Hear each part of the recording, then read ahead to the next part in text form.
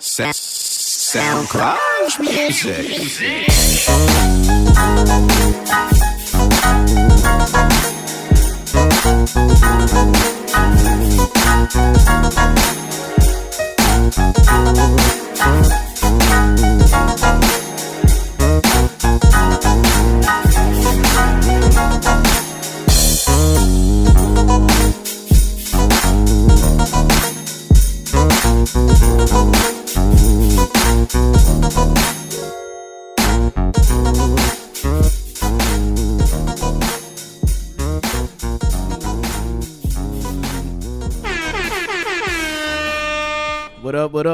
What up? Man, we're back. Oh, damn, that was just the live notification. All right, and welcome back to the place where nothing is safe. This is episode 134 of the Jig Is Up podcast. And you know me, I'm your host, yours, Marco, and I'm with... It's your guy, M Easy. It's your girl, Miss Nessa, a.k.a. Blaze Your Mommy. And we got a friend of the show back in here, man, to talk through some things, to get a better explanation about this. Man, StillJanky in the house. What's up? What's up, man? How y'all doing? Are you good? Oh, I'm great, man. You good? You feeling a lot better? Oh, yeah, definitely, man. Oh, okay. All right. Yeah, man. So, man, I'm mild today. You know, how was everyone's Thanksgiving? It was good. No Thanksgiving clapbacks you had to give out? No. What? No, Wait. that's good. You know, it's great.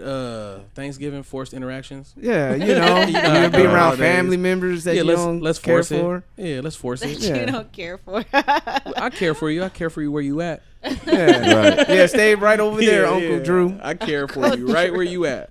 But you know. Yeah, but yeah, man, I just want to give a shout outs to Natalie and her family for inviting me over for Thanksgiving. Very kind family of them. Interacted with them and her whole relatives and everything, and also she went out of her way to cook me a vegan Thanksgiving. She made me vegan cornbread, Vegan mac and cheese. Vegan mac and cheese. Okay. Hey, the vegan mac and cheese bomb too. Okay. So you know she did her thing, and then I had the little tofurkey loaf thing with some gravy That and sounds shit. gross. Tofurkey loaf. Nah, don't knock it till you try it. Not true. What's a tofurkey? Yeah. Tofu turkey. Oh my gosh. I'll just put some Louisiana hot sauce on it because, you know, it's just me and her stepfather. She said that you walked in there with some. Yeah, and her dad was happy that I did, because he's a nigga like me. Both niggas in there. Fair enough. So, you know, there was that black connection right there. He was like, hey, I got your hot sauce right here. I was like, yeah, go ahead, use it. She even used it. Fuck you mean? You got cool man. points. Yeah, you got little cool points right there. It's not like I brought in grape soda. Huh. Purple drink. Yeah, I got some purple drink. What y'all want? How everybody Bought a live? couple packets of Kool-Aid. You know, or I brought in the Southeast vodka. You know what I mean? Does anybody have a unopened bottle, or everyone just got the display empty somewhere? Right. That's pretty much what it is right there. But yeah, man, I just want to just get right into it, man. The Nothing is Safe segment, man. Whew. It's a lot going on. Your boy's in trouble. Man, if you guys been living under the rock, man, your boy 6ix9ine got hit with that RICO. And for those who don't know, RICO is an acronym for Racketeering Influence Control Organizations. And that is a certain charge that you don't ever want. A RICO actually damn near crippled the mafia that had them working in secrecy to this day. You know, they're not on Instagram incriminating themselves. They are moving in silence like real G's supposed to. But yet and still, this generation is something else. Mm-hmm. Something else. Something else for likes, clicks, comments, social media engagements. For what? Yeah. Now that you got the feds knocking at your door, throwing some nasty Fed time at you with a minimum of 25 years. Is that correct? 25 years or even 10? What are they talking about, 20? They were talking about hitting them with 25 as a minimum. Yeah, I thought it was 20. Ooh. That's tough. Some serious. How old is he again? He's 22. The dudes who are his manager Shotty is like 30. Everyone else is in their 30s. Everyone else knows better. Yeah, everyone else. Everyone else knows better. and he's the 22-year-old kid. When you in your 30s, you know better. You know better than to, like, it's plenty of times, you know, I want to say things, I want to do things, and, you know, you got to trust your friends and your family to be like, talk you off that ledge. Yeah, that ain't it. You know what I mean? As much as you want to get off on somebody, nah, that ain't it. This ain't the time or place for that. Do it the right way. Do it the adult way. Handle your business. So, yeah, like, everyone, I guess so far what I saw, like the co-defendants or whatever, everybody's in their 30s, and that shit's wild. And for like the shit that's coming out on TMZ, it's crazy that TMZ's getting like the actual reports. There's no way. There's no way these phone calls should have taken place. Phone calls, period. Like, let's start with phone calls. Yeah. There's no way these phone calls should have taken place. There's no way there should have been a camera in your face, and you look over and you see Shotty right there. Like, somebody should have shut this down. Like. And then TMZ just recently released a photo of, not a photo, but a video of 6ix9ine putting a hit out. Shotty's right there. But now, when I listen to it closely, he doesn't say, like, I got this on that. I feel like that headline is false. It's a super clickbait headline. Like, even act with friends like that, you don't need enemies. Tell me about it. The way act, like, kind of broke it down. Like, dude, did you go back and listen to what was said and slow it down? They didn't even say that. You know what I mean? I'd have to hear it again right now. But the words weren't exactly right. I think Ack is playing the crazy damage control when he's on Everyday Struggle. He's trying to say he's a grown ass man. He can make his own decisions. He's, you know, this as I'm a friend. I try to tell him what not to do, but he's gonna do what he's gonna do. I think that's a cop out because you know damn well that he made a living out of the war in Chirac. Definitely made a lot of money, getting a lot of notoriety from that, and then now you're milking 6ix9ine for everything what he's worth. And I understand 6ix9ine he's a grown man, he's supposed to be responsible for his actions. However, you have a hand on it, bro, because it is up to you to post it or not. Like, you could have easily said as a friend, like, homie, as a friend, I'm not posting that shit.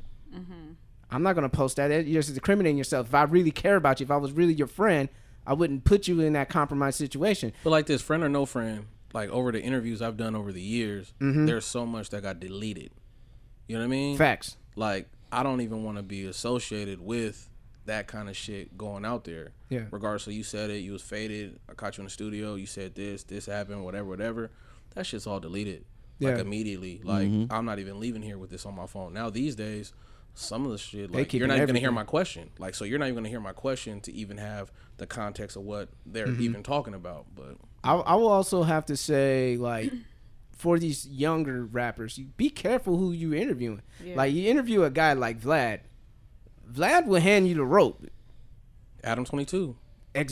He asks no jumper. He asks you some wild shit. He'll ask you some wild shit, and then he'll laugh when you turn down his question. He'll laugh, but he was just like, I just want to know if you that stupid. Yeah. So, you know, you guys got to be careful who you're interviewing, man, because sometimes I do think they're agents. Low key, I think like Vlad's an agent, and a lot of dudes. But one thing I heard about Vlad, he will actually hit up the person. He's like, hey, we're gonna have this and this.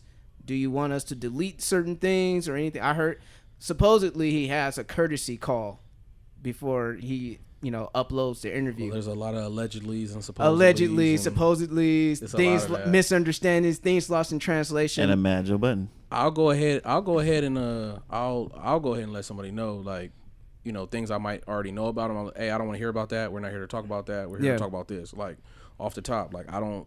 Oh, okay, we're going to talk about, okay, you did do some time and you just got back out and you about to start rapping. Okay, cool. I don't want to know nothing about your prison time. I don't want to know nothing about why. And that's the thing, because, let's give in the nature that both Vlad and Adam 22 are Caucasian men. Yeah. Their audience are Caucasian men who are in the suburbs.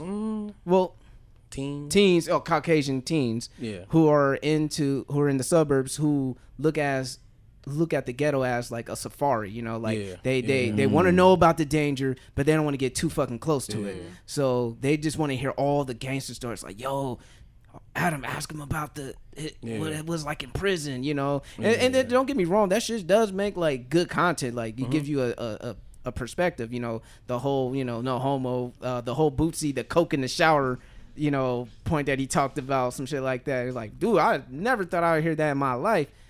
if it wasn't for Vlad, you know, and Vlad has all the memeable video clips now, you know, from Bootsy to whoever else, you know, who's on there. And I think, you know, a lot of people drew back from Vlad. I think Charlemagne stopped going there.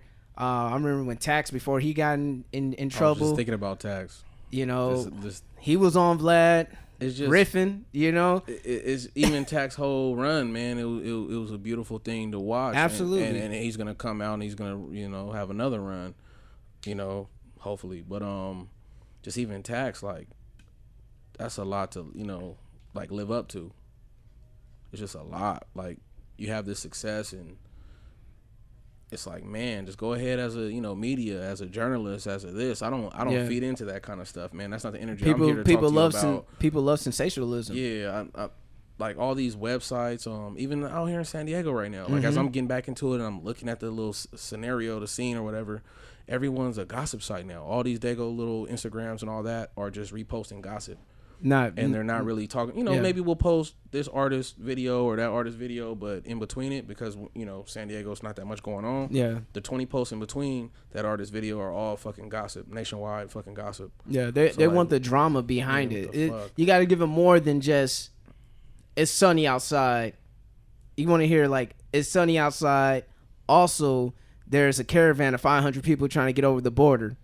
Well, that's Dago and you know, like that's Dago relevant. News. Yeah, that's relevant. You know, tear gas. You know, I had to put that in there because we are a San Diego based out of San Diego, and I just gotta let people know, like, it's real out here in the border. Donald Trump just shut that shit down. He ain't playing. Los Americas, you want to go down there to do some shopping? Probably not. Wouldn't be a good idea to go down there. Not today. Yeah. Not today. Yeah. You might run into some desperate situations. Yeah. Yeah. Avoid the South Bay at all costs. Or if you're in the South Bay, stay your ass home. Well, I'm in the South Bay, but I'm here right now. You would go check and see the coast is clear afterwards. Like, oh, is everything cool? Oh man, shit. That's what but yeah, dude, back to 6ix9ine, dude. Like, you know, another aspect I could say is, like, what happens with just being yourself is not being enough. You know, I don't know if his whole persona is an act, but right now, Daniel Hernandez had to differentiate himself from Daniel Hernandez to Tekashi 6ix9ine. He has to realize that Daniel Hernandez is a young man, 22 years old, facing Fed time. You know, when he would be like in his late 40s if he's convicted, and you know, and then also if he, you know, of course they say that he's snitching, he's singing because he's been transferred all over the place, which is not necessarily the truth, but you know, that RICO, man, being that famous, you're a liability anywhere. Yeah, it's like, and they put him in Gen Pop for a little bit, just let him know, like, nigga, it's real out here. Well, Gen Pop where he was at. So. Well, it wasn't that bad. You know what I mean? It wasn't like a county, right? It's unfortunate. You know, well, you got to go back into, you know, everyone like, oh, he's a rapist, he's this, he's that. Yeah. I don't know. Some people, I don't know what, you know. Yeah. I'm not there. I don't know. But. Some people parading that he's going to jail because you know. I just say, like, you got to be careful with the energy that you put out in the world. Definitely. You know, you're going on camera telling people to suck my dick and saying all kinds of wild inflammatory shit, man. That's just gonna come back to you tenfold, and shit's getting real now. Another aspect of it is that the fact that he's a Mexican Puerto Rican kid, dropping a whole bunch of N-bombs, and I know a lot of brothers out there, they don't like that shit. I ain't a brother, but I was at the Wildin' Out thing. I was like, hello? Because I don't listen to his music. Yeah. So when I heard that, I was like, wait, what is this guy? I was like, he's not black, right? I was so confused. And, you know, the only thing I keep thinking about since shit's getting real from him is the Jay from Smart Tech line. When him and Kevin Hart were having that little exchange, and Kevin Hart's like, well, I want you to be my nigga. He was like, you want nigga? Nigga here now. And that's what the RICO is. Like, oh, you want to be a nigga? Nigga here now. Knock, knock. Yeah. We talking Fed time now. You want to be one of them? All right, cool. Keep that same energy. What about the Breakfast Club interview before the shit came down? Oh, dude, he knew some shit was happening, and he fired everybody. He trying to separate himself because he knows some shit was gonna go down. I think the feds already raided his house. beforehand. They found a gun. So, and that's the thing about the feds, man. They won't get you on the little petty shit, like, oh, little pedophilia, whatever, nigga. You on probation. But we want the long haul. We want the big shit. We want the drugs, the shootings, the gun. All this shit is compounding sentences, man. Not only you're dealing with fed time, then you also have to deal with your state and your city within that jurisdiction. It's not looking good for that dude. And just with already having the probation and shit go on, like violating your probation too. Yeah, that like so. There's no, I don't know what the bail situation or whatever. I don't think there's gonna be no bail based off of the probation. Yeah, he was denied, right? Yeah. He was denied bail. So, he was willing to give up all 1.7 million out of his bank account, plus deactivate or remove his passport so he won't be at flight risk. They did. The lawyer offered all that shit, and the judge was like, "Nope." Mm-mm. And they put his album on hold or something. Yeah, too, but right? it's leaked now. Word is Zach. Yeah. And, word is Zach is leaked. And I saw a single. Or is that the whole project, Dummy Boy? Yeah. That's where him pissing a rainbow color piss. Yeah. A lot of dudes in the yard really want to taste the rainbow. That's fucking gross. You better cut it. You better cut that hair, dude. You better cut that hair, dude. Motherfuckers having wet dreams like, oh shit.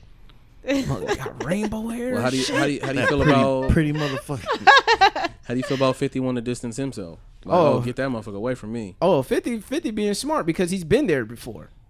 50's been there before. He's been like, the whole him and the Murder Inc. and shit. Like I'm not saying 50 snitched or anything, but I don't know if there's any paperwork of him corroborating with the law on that aspect. But that's some serious shit. I think I think Irv Gotti, he escaped the RICO, and the RICO fucking conviction rate is 93%. 93%. So like whoever 7% of the motherfuckers got out of there got scared straight. Locally, out here in San Diego, Tiny Dude, I believe he got hit with the RICO. Is that correct or a conspiracy? Well, they were trying to use an old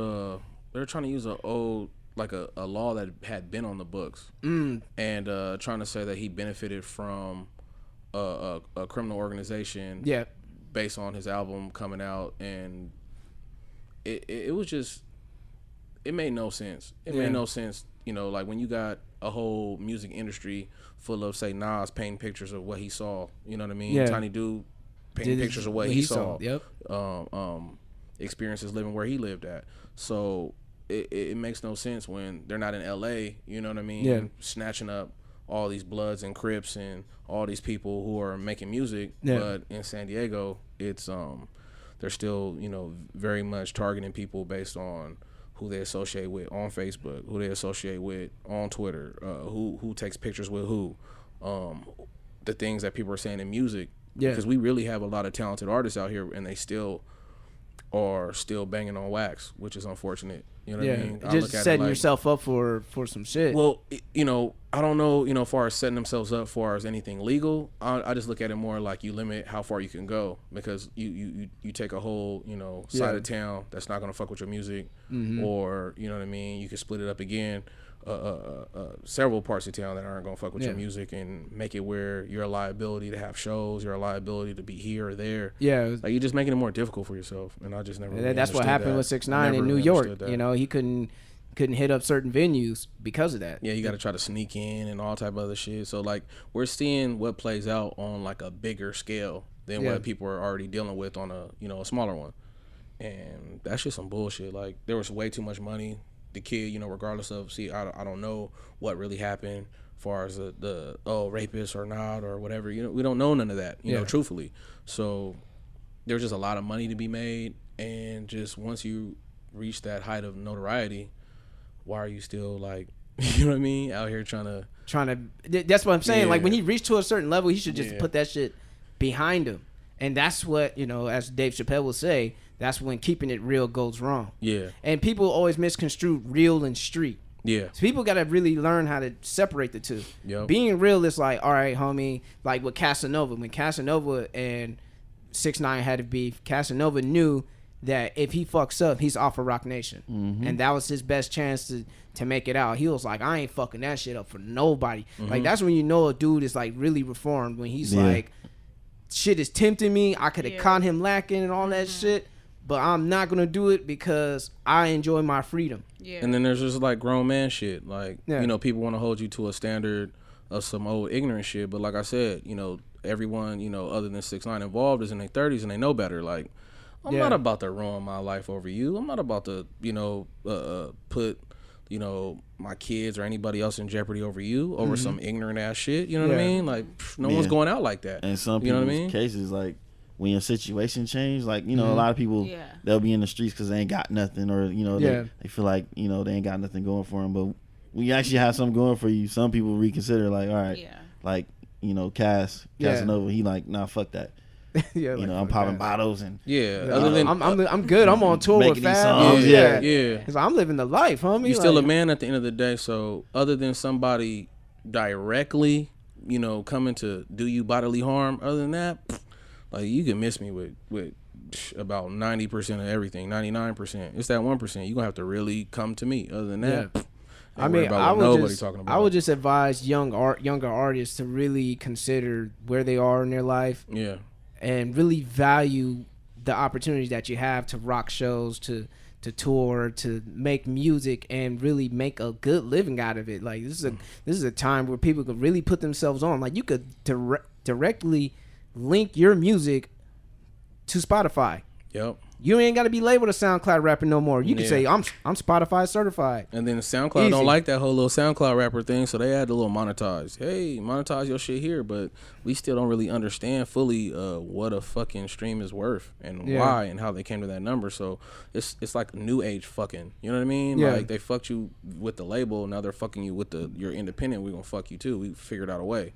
So we still got to see how all this shit, what this shit means. Yeah, and the way it's set up right now sucks. It's crazy. Definitely. Yeah, we gonna fuck you and we don't own you, but we still gonna fuck you. We gonna find a way. Yeah, we gonna find a way. We gonna find a way because the house always try to win. Man, regardless, the house always wins.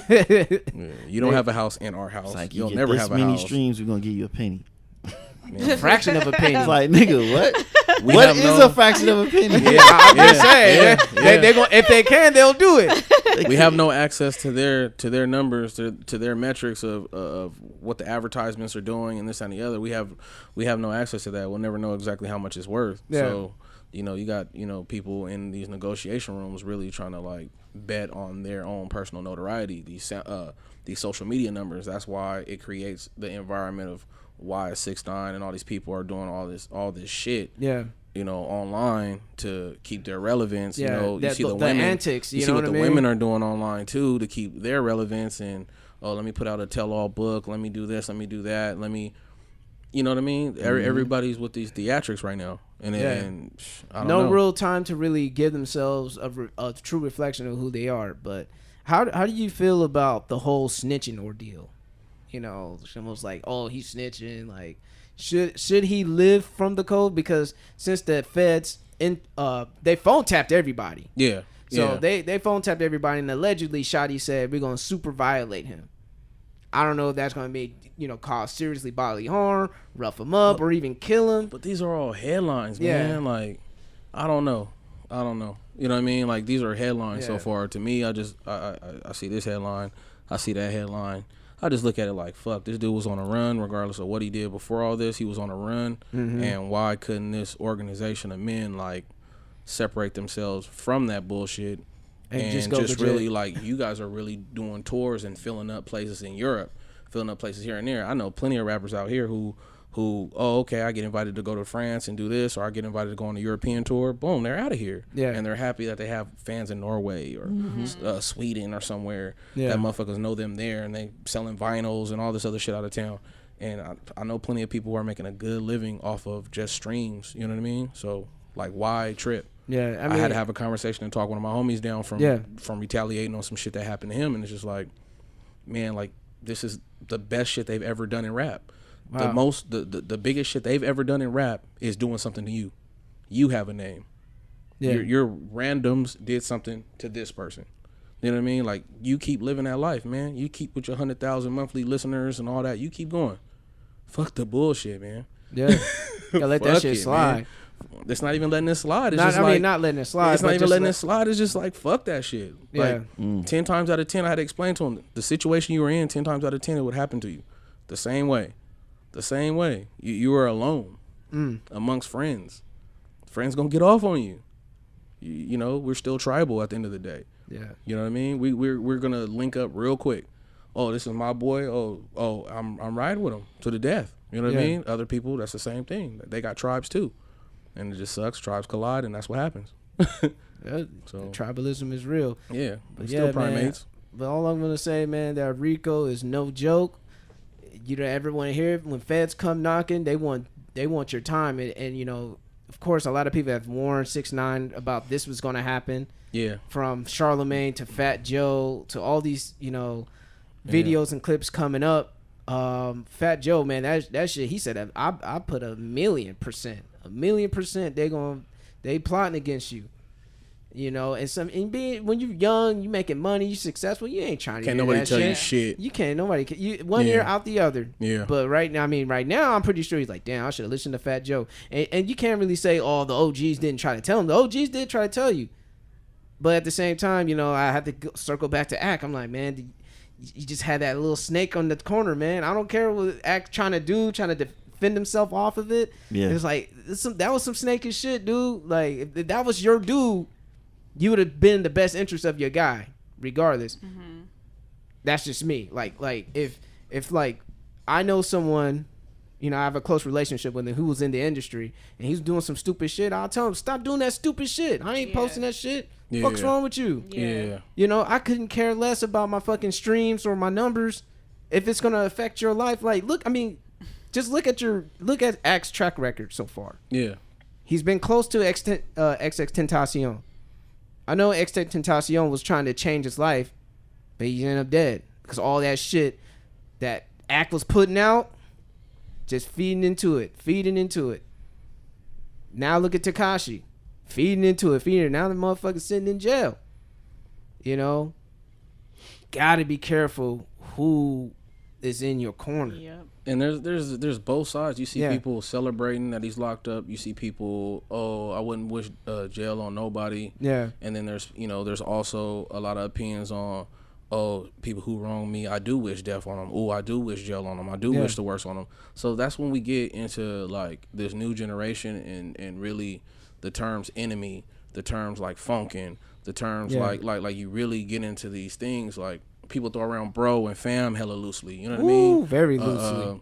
People get into these relationships extra quick. You know what I mean? And I don't know. It's just what's valuable anymore. You know what I mean? Like it's just a wild thing. If someone sit there and tell me they funking with me and we enemies, and then be surprised when I react like an enemy.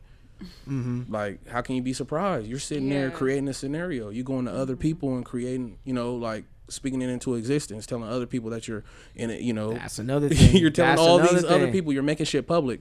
You know, a lot of shit can be fixed with a phone call. A lot of shit can be fixed with a message, a sit down, all this and the other. But once shit get public, it's just, it becomes its own animal. You know what I mean? It's a whole nother thing. It mutates. So, I don't know. It's just, I don't know what happened. Yeah, like the OGs and getting people together to sit down and talk. You know what I mean? But shit gets out of control. Yeah. Once shit gets public, it gets out of control. Very out of control. Yeah. But yeah, man, we'll go ahead and just wrap that up, man. I just want to say, man, like I said, feds ain't nothing to play with. Social media ain't nothing to play with either. Mm-hmm. Just like we have tracking devices. You know what I mean? That we keep with us. You know, like we're low key. We're cyborgs already. You know what I mean? A cyborg with, you know, technology and biological, you know what I mean, matter together. You make sure you have your phone before you leave the house. You make sure you have your robot with you. Mm-hmm. We're connected to it, way too tied into like showing people what we have going on. All this comparing our lives to other people's lives now. And, you know, like with these mics and with the computer, remember that term latency? Mm-hmm. The latency of how fast, you know, the mics work, 1 millisecond or whatever. Mm-hmm. That us actually typing into the phone, that's the latency of us being a cyborg. Once we actually have these units connected to ourselves, then we actually are. You know what I mean? Now we can access the data faster and send it faster. Crazy. And it's getting out of hand and just looking from coming up during the 56K time before the internet was in everybody's home to now, to seeing what people do is scary. It's scary. So it's only going to get worse. Yeah. That's the thing. Because also Just a little quick tidbit. A lot of depression and anxiety has been linked to the overuse of social media because of people who've been comparing their lives to others on there, and it makes them feel inadequate. So and people only post the W's. Only post the highlights. No one's really out here posting the L's. I mean, yeah, because like let's make that a new trend. Let's start posting like empty refrigerators. I mean, or a flat tire. A lot of people don't post L's because like people jumping on the comments like, man, why you putting that on the internet? Blah, blah. No one wants to see that. But it's real. Hey, but on the flip side, a lot of people are, I don't know if they're really depressed or they're posting how depressed they are, or I want to kill myself, fuck my life, for attention. Looking for attention. So there's a lot of attention seeking going on, and once you figure out and you see that's what works, these artists are attention seeking, like these IG models attention seeking, regular people attention seeking, and it doesn't help. It doesn't get you nowhere, because there's like this fantasy world of like the streets and whatever the fuck, whoever the fuck you're speaking to, and then there's like a real world of like business and this is how things are handled, the grown-up world. And a lot of times the grown-up world, like we're downtown right now, these motherfuckers downtown don't give a fuck about you know what I mean, the little fantasies and the social media and all that shit. They want to see facts, they want to see a pattern. They don't give a fuck about none of that shit. And shout outs to all the Instagram women killing themselves for likes, getting themselves on the mass shots. Never know what the fuck they're putting their body. Hello. Shout out. It's supposed to be sarcastic. Let me tell you, everybody I fucked with for clout. Oof. All right, man, so we're gonna go ahead, we're gonna get started with the NSA up in here. Let me get that beatbox music going on. Damn, son, where do you find this? This the Jig Is Up podcast with Nessa's Service Master.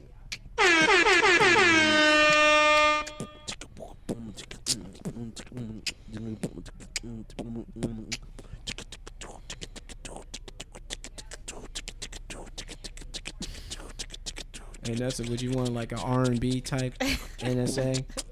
Got more slow down, beatboxing, eating.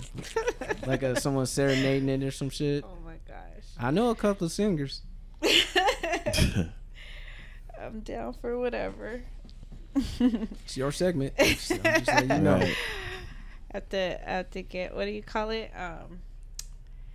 What is it called? Like auditions.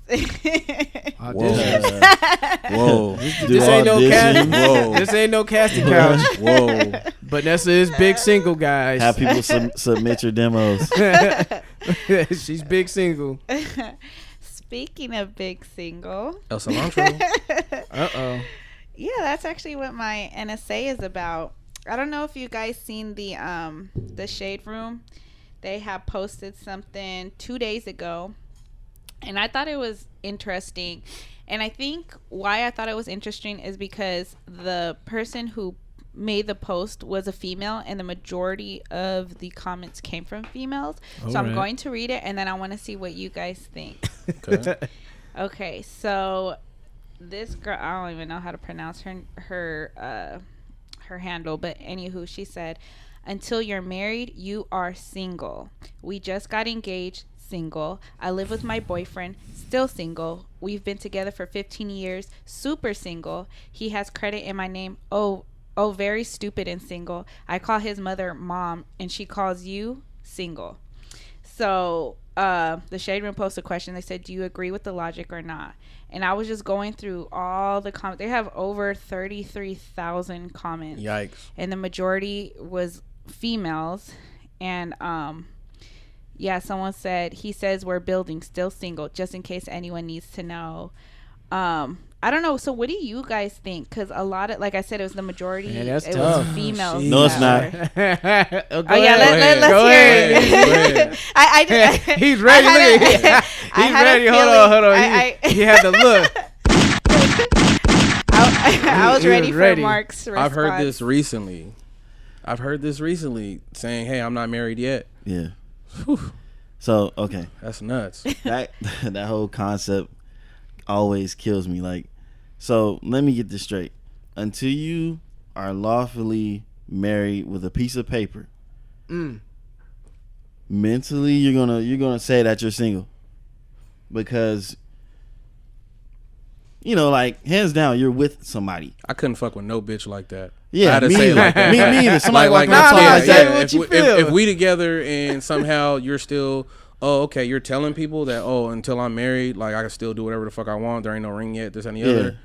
That shit's like, that makes me check out mentally in my head. Like, I can never do that. Like, it's like if we engaged and you single, if we engaged and you what single, are you gonna be when we're not engaged no more? Yeah, like, and we're not together, or even cohabitating. Yeah.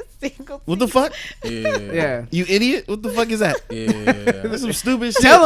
Tell him, King. Yeah. Because it's like, you know, it really comes down to where your mind is at. Like, are y'all together or not? Yeah. Regardless of if you married or not. Like, what the fuck is that? Because you can still be single married. Mentally, yeah. Yeah. Niggas be walking around doing their thing. Yep. While married. Them niggas are single. Technically, right? If we going by that logic, like, what the fuck? How's marriage going? You know, being married, actually married, going to change that? Well, maybe that's their standard and how they see it. It's like, until you seal the deal with the ring, I can still do my thing. And I don't really agree to that narrative either. I'm like, look, if I'm mentally, physically, spiritually committed to you, invested, and I'm invested emotionally, if I'm spending time opening myself with you, we're together. What are you doing? You know, if I'm saying like I'm dropping off all these other women just to be with you, take that very seriously, especially for men. Men could go out and fuck off a whole bunch of women. Men could have kids at age 60. Yep. So women have to realize when a man says I'm committed to you, that's some real shit. If they really are, though. I'm just saying, because if they really are, true. If a man's really committed. Because some people, they say that because that's what you want to hear, and they can still be dogs. So. Well, if they're dogs, leave the dog alone. Well, let a dog sometimes roam. You don't know they're dogs. No. You let know. A dog. You know, especially when motherfuckers. He'll find his way especially home. when motherfuckers around you telling you, hey, just leave that motherfucker alone. But still, that happens. People still stick with who they with. So. Yeah, it's like, nah, that situation don't look good for you. You should probably go move on. This one girl said, y'all keep saying marriage is just paper, but our lives revolve around money, which is paper. So come up off that lie. Well, on every paper, all this paperwork that you fill out, they always ask, it's either single or like married. Marital status. Someone has said that too. It's just that, you know what I mean, as far as paperwork goes. So I don't know. It's going on the whole black or white notion, no shades of gray. You know, I can't go on my application marital status, single, married, widow, divorce, relationship status. It's complicated. You can have shades of gray on social media, but when you're in the professional world, it's like either this or that, homie. Yeah. How you filing your taxes, this or that. You know. Yeah. What I mean? And you know, it's taxes can't be like, I'm in the situationship. You know, we kind of say it's both of ours. You check single, you make a here. parentheses and you write in like, well, I am with somebody right now. Well, I am fucking with this one girl I've been talking to about 3 months. We want to file joint, but I'm still single. Well, here's my thing. Like, that paper don't determine my shit. Like, if I'm with somebody, I'm with somebody. Because people could cohabitate for like 10 years and not be married. Yeah. And they operate like a married couple. Yeah. That's what I'm saying. Like, for me personally, I treat my relationship like I'm already married or working towards it. Okay. I don't wait for the fucking paper and the ceremony to be like, okay, I should do things different now. Like, what? If this is a person I'm looking forward to being with, I'm already working towards that right now. That's real. Yeah, but here's can I ask this? With the whole married or not married thing, some people look at the actual act of filing the paperwork as almost like a bad deal. You know what I mean? Like if it doesn't like doesn't work out, deal. Like it's a bad deal. Like financially for me, it's a Well, like if I need to get away, said that it's some people say marriage is a business. Yeah. So it is because look, okay. This is it's bad for us, really. For men? Yes, because then if that contract becomes null and void or whatever, you have to divorce. Yeah, without a prenup. Without a prenup, it's a battle for us. How do you feel about a prenup, as far as like somebody that you got with being entitled to some of your family's generational wealth? You know what I mean? Yeah. Like how are you? You know what I mean? You might have came in 5 years, you out. are you entitled to, like, you know what I mean, what our grandparents did or our great grandparents did? Are you entitled to that? What, I don't know. I don't think so. I don't know. I don't think so. I don't think so because I already be like pressing on how females are about child support and all that. I be going hard on that. Like, oh, you need $15,000 a month to take care of your child. Obviously, for women, they say it's not just like the money; it's the lifestyle of the child, what the child's been used to, or like the because women was hold on. Okay, live with the breadwinner. Okay, that's easy. Women, because women will say like they're giving up their lives to take care of the child because they can't go back to work immediately. You know, physically, you know, postpartum depression is real. They go through that. It is. You know, but how long that lasts is my question. I'm not a woman. I don't know, but I'm just saying like. From what I hear from other women saying that they have to put their life on hold, so they need to be financially supported for 18 years basically, but like to really get acclimated. I mean, hey man, it's a crazy here's my system. thing though, like lifestyle, that using that word, dude, is so easy to just fuck somebody over with that. Oh, definitely. But it's my lifestyle. I need to drive a Bentley every day and put gas in it. That's how the game goes, bro. That's my child needs that type of safety. I mean, it's a Bentley. And those women those women would do it all the time. But if you're like Mary J. Blige's ex-husband, he's trying to do the same thing, and we going in on his ass like, nigga, you a weak ass nigga. What you doing? Yeah. Trying to make her pay for child support for a kid that's not hers. I mean, what the fuck's wrong with you? But at the same time, for women, they get away with that shit. He's like, yeah, girl, get that nigga for everything he got. That kid ain't even his. That's a kid from another marriage. And get the fuck on. You better find your way, shit.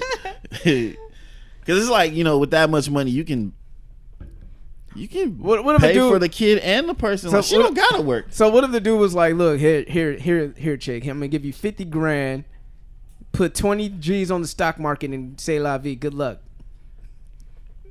Like what if for child support and spousal support they made a deal like, look, you got this much amount of time to get your shit together. If you can't take care of the child, our child, give him to me.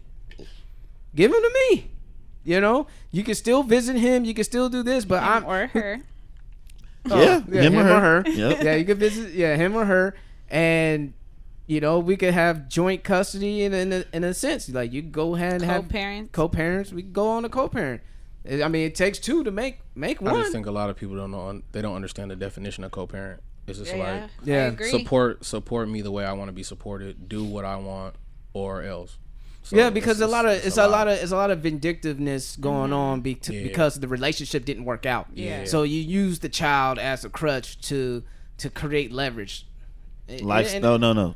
The other L word, lifestyle. Lifestyle. To create lifestyle. Create a lifestyle. Yeah. Or they'll mask it. They'll under the guise of saying, hey, it's a lifestyle that I have to keep up with because previously we lived in a nice house in San Carlos, and I don't know if I could go back to living in El Cajon and driving a Honda. Yes, you can. Yes, you can. That car works. It'll get you to the same. He's like, look, since you were doing just fine on your own before you met me. Right. This ain't nothing new. You'll bounce back. I mean, shit, it's not man. like, for the most part, it's not like they met them off the street where they were like fucking homeless. Yeah. So like, it can't be that do it bad. like how you did it last time, Toots. Do it like you did it in the basketball court, the bar, or whatever, where you find your next baller. Yeah. I want to make this clear. I'm not against child support, but it gets out of hand. Like, oh yeah. There's certain amounts where it's like, okay, you like don't Blake need that Griffin. much Jesus fucking money. Christ, come on. The whole Nas and Khalees shit. Khalees trying to hit him some more because he getting them return investments on the tech company. And what bothers me about her is she does shows and she makes her own money. She has her own So money. what is the issue? Yeah. Like, you got family helping you with the child to where you can go tour and all this nice stuff. Man, you just got married to somebody else and you hitting him up for some. All I'm saying, hell hath no fear like a woman scorned. Period. If she's going, and children are money or the things used to coerce or to punish. Yeah. So manipulate. Anything else, Ness? No, that's pretty. Did everybody say their piece on it? Oh, you got. Okay, go ahead, music. Get it out. Because you read that comment, I wanted to say something to that comment about the whole papers and all that shit. Because I still have the same mentality. Like, what are you talking about papers for? Like, we're two individual people. You were making money, if you want to talk about money, by yourself before you met me. Then when we got together, you still was making money for yourself while with me. So what that, filing your taxes is either single or married.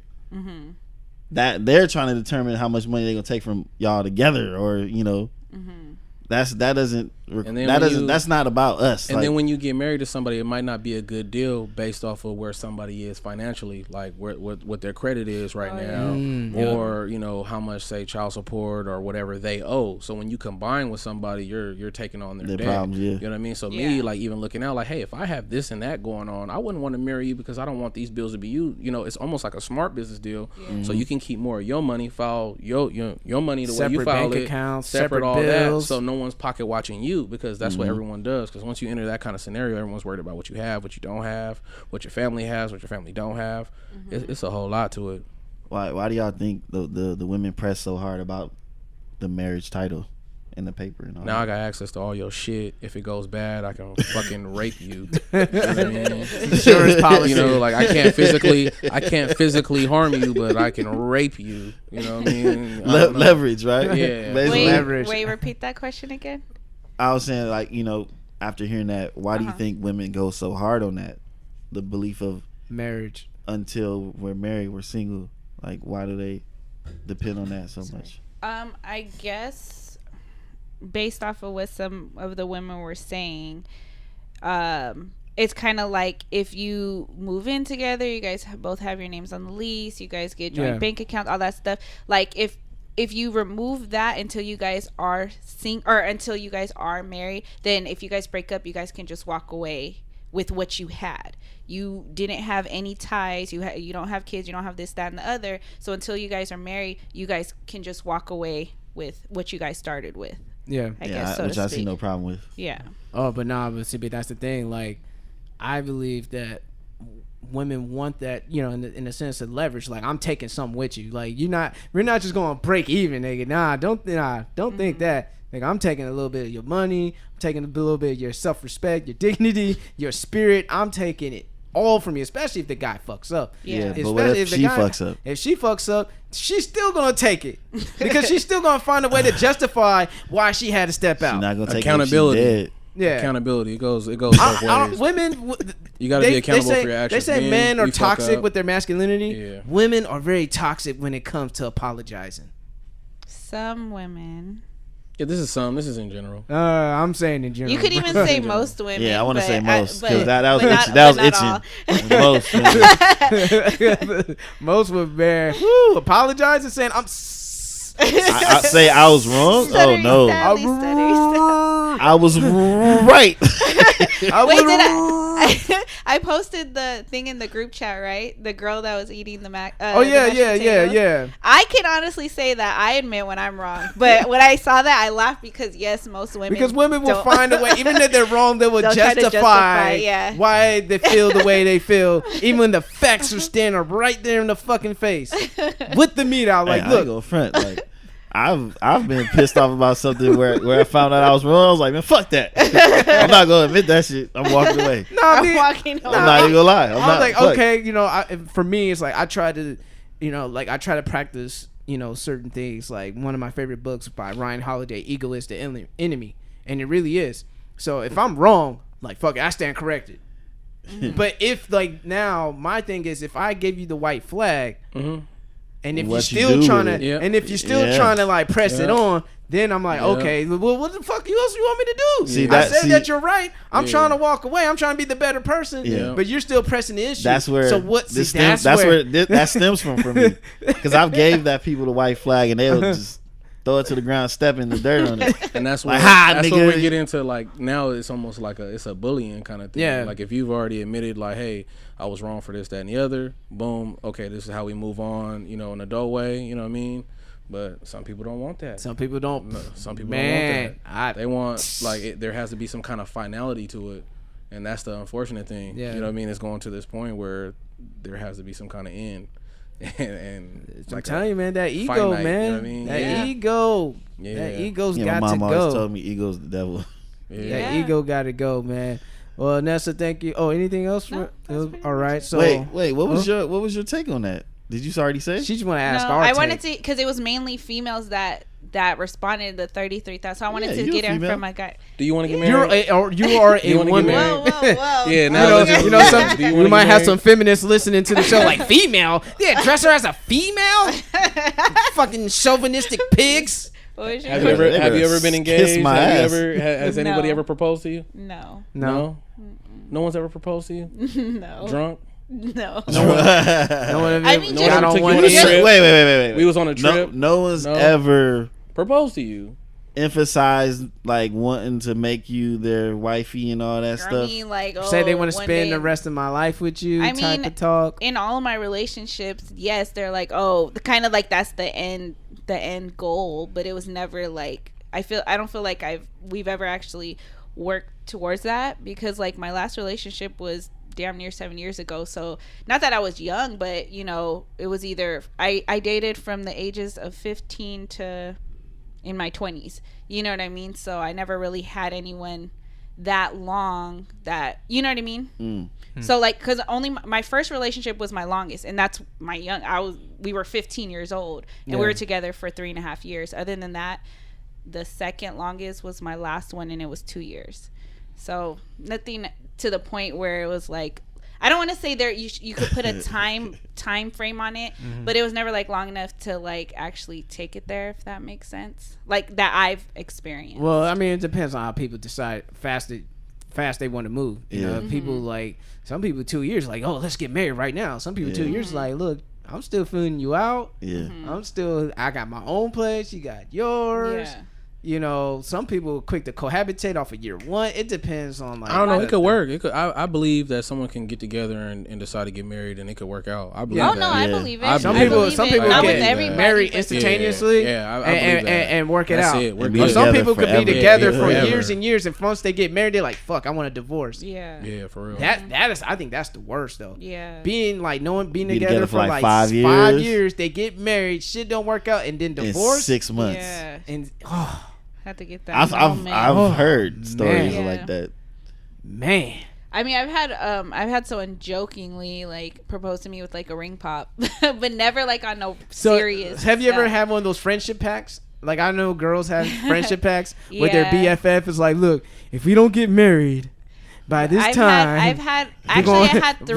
We're just gonna have some kids. You had 3 marriage packs. I had. I didn't want to glaze over that. One was right. You can't gloss over that at all. 3. Hold up. But obviously, I didn't get proposed. But I had 3 marriage packs. But when do they expire? And what the fuck? And what are the terms and conditions of them? You know, somebody somewhere is gonna be like, oh yeah, I forgot. I'm calling her right now. They were never. Obviously, it wasn't real. It never went through. But it wasn't real. It wasn't. That's like the opposite of the word pact. I'm saying no. Listen. Because I'm 32 now, and those 3 at separate times where I was in my 20s, and it was if by the time we turn 30, if we're not in a relationship, if we're not married, then one of them was we need to have kids. Another one was like we're gonna get married, and I'm 32 now. What the fuck? So that's why I said they're not real. Who fucked off the pack? Like who fucked it? Like they ended up getting married. The 3 dudes. Someone ended up having a kid. Well, it was the guys, because I've never. I mean, it was them saying it to me. I've never told someone like, oh, by the time we. You never 30, agreed to it. Yeah, I never really agreed to it. But then we're 30 and they never came back. Of course, I remember a lot of things. I remember a lot of things. You remember a lot of things. I remember the things that I want to remember. But how come you didn't want to hold those guys accountable? There weren't guys that I saw myself with. One of them was my ex-boyfriend, and that's why I said, actually, it was 2 of them where they said that at the age of 30 that they want to have kids with me. I'm like, so skip the whole relationship, right? You just want me to breed? Like, you just want me for breeding purposes? Lineage, man. Genetics. Lineage. It's important. Legacy. But I want a relationship. And then even with that, like women. Shame on you. Shame on you. Want a relationship? A relationship. How emotional attachment. How selfish of you. That is so mean. And then one of my kids' parents, they came in. You one lucky time. you're in the 21st century. They came in one time they were pregnant, and I was like, oh, I started rubbing her belly, and she's like, oh, be careful, you might rub off on, you might get pregnant. I was like, well, I do want to have kids one day. And they're like, oh, well, you can. And I'm like, can I get a man first? And they're like, oh, you don't need a man anymore, you can get. And I'm just like, damn, like, shout out. Have we have we came to those times where it's like, fuck a relationship, fuck a family, like self-sufficient. No, I don't want that. Like, I want to at least try it, and if it fails, okay, whatever. But I don't want to just skip the whole process and just be like, okay. I mean, technically, I ain't skipping.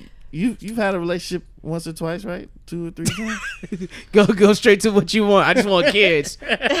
Yeah. You can visit the little motherfucker. Like, you've had the experience. Come back in 9 months. Oh, come back in 9 months. There's some niggas in your DMs right now. Yo. All you gotta do is say yes. On some flowetry type. Yeah, definitely. Straight up.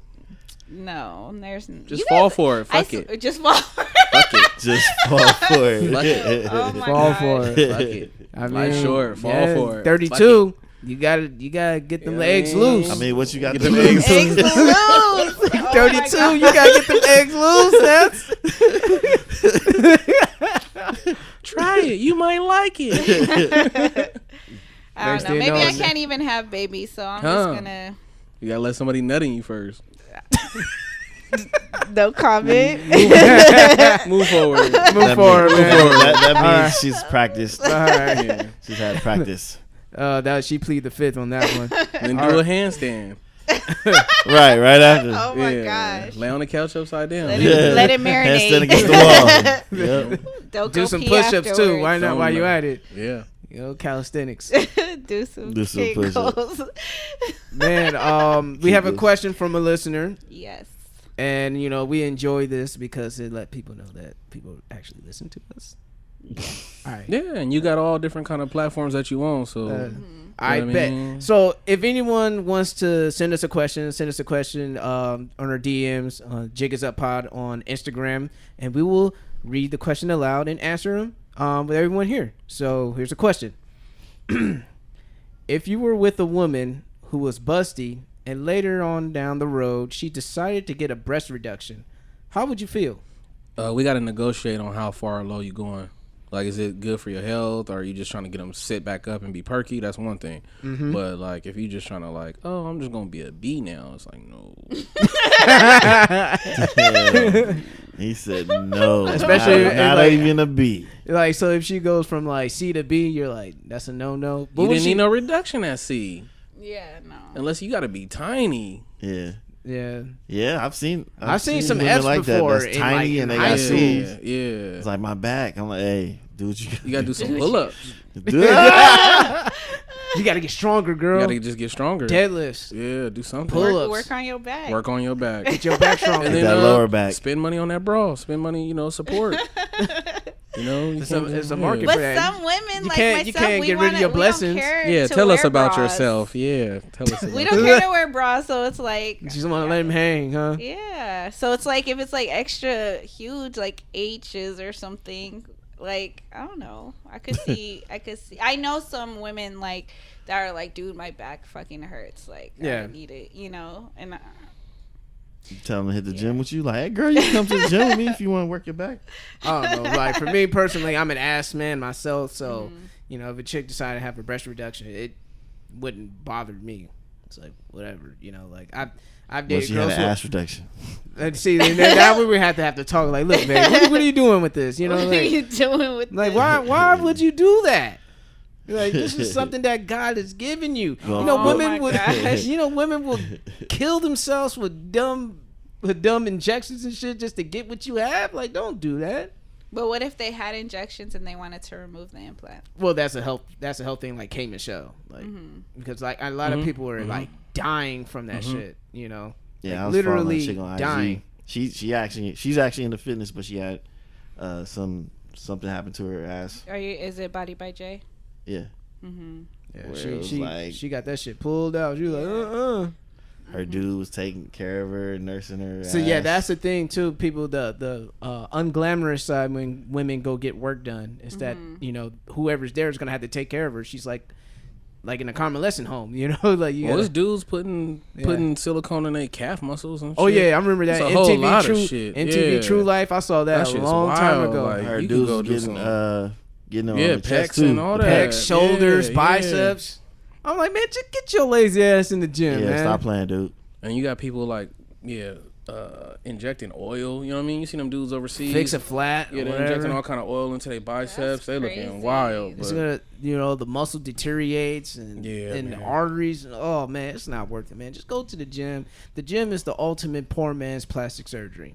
Like it really is, man. You just go in there and you feel a lot better once you leave. But we got genetics, so like say different body types, like you can only go so far. Like my brother, you know what I mean? He got like my dad's genetics, so he gets hella cut. Yeah. And then me, I just get hella big. So I'm just glad. Same thing with me and my bro. Yeah, like so I'm glad like it's niggas out here like DC showing, you know what I mean? Like a lot of these chubby dudes or dudes that don't really get all the cuts and the vascularity are strong as fuck. Yeah. And will fold you up. Right. So I'm just glad, like, okay, we got a champion that's, you know what I mean? Like a champion that representing for my body type. Hell yeah. You know what I mean? Hell yeah. You know what I mean? Daniel Cormier. You see cats in the gym that look the part, but they are not lifting the part. And it's not even about that, but it's just like, I'm just glad that somebody repping for us now. You know what I mean? Yeah.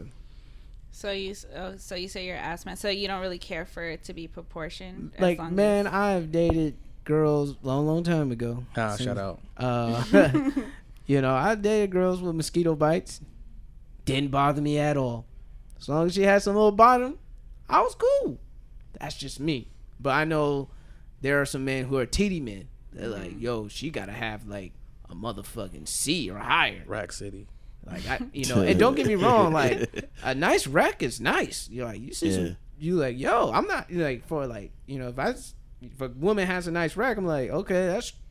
Well, just the female form, man. Like it's just the female form is amazing. So like you go down. It's a work of art, man. Yeah, just really like women who are on the thinner side, but it's just the way a woman's body is shaped. You know what I mean? Like the proportions, the curves, this and the other.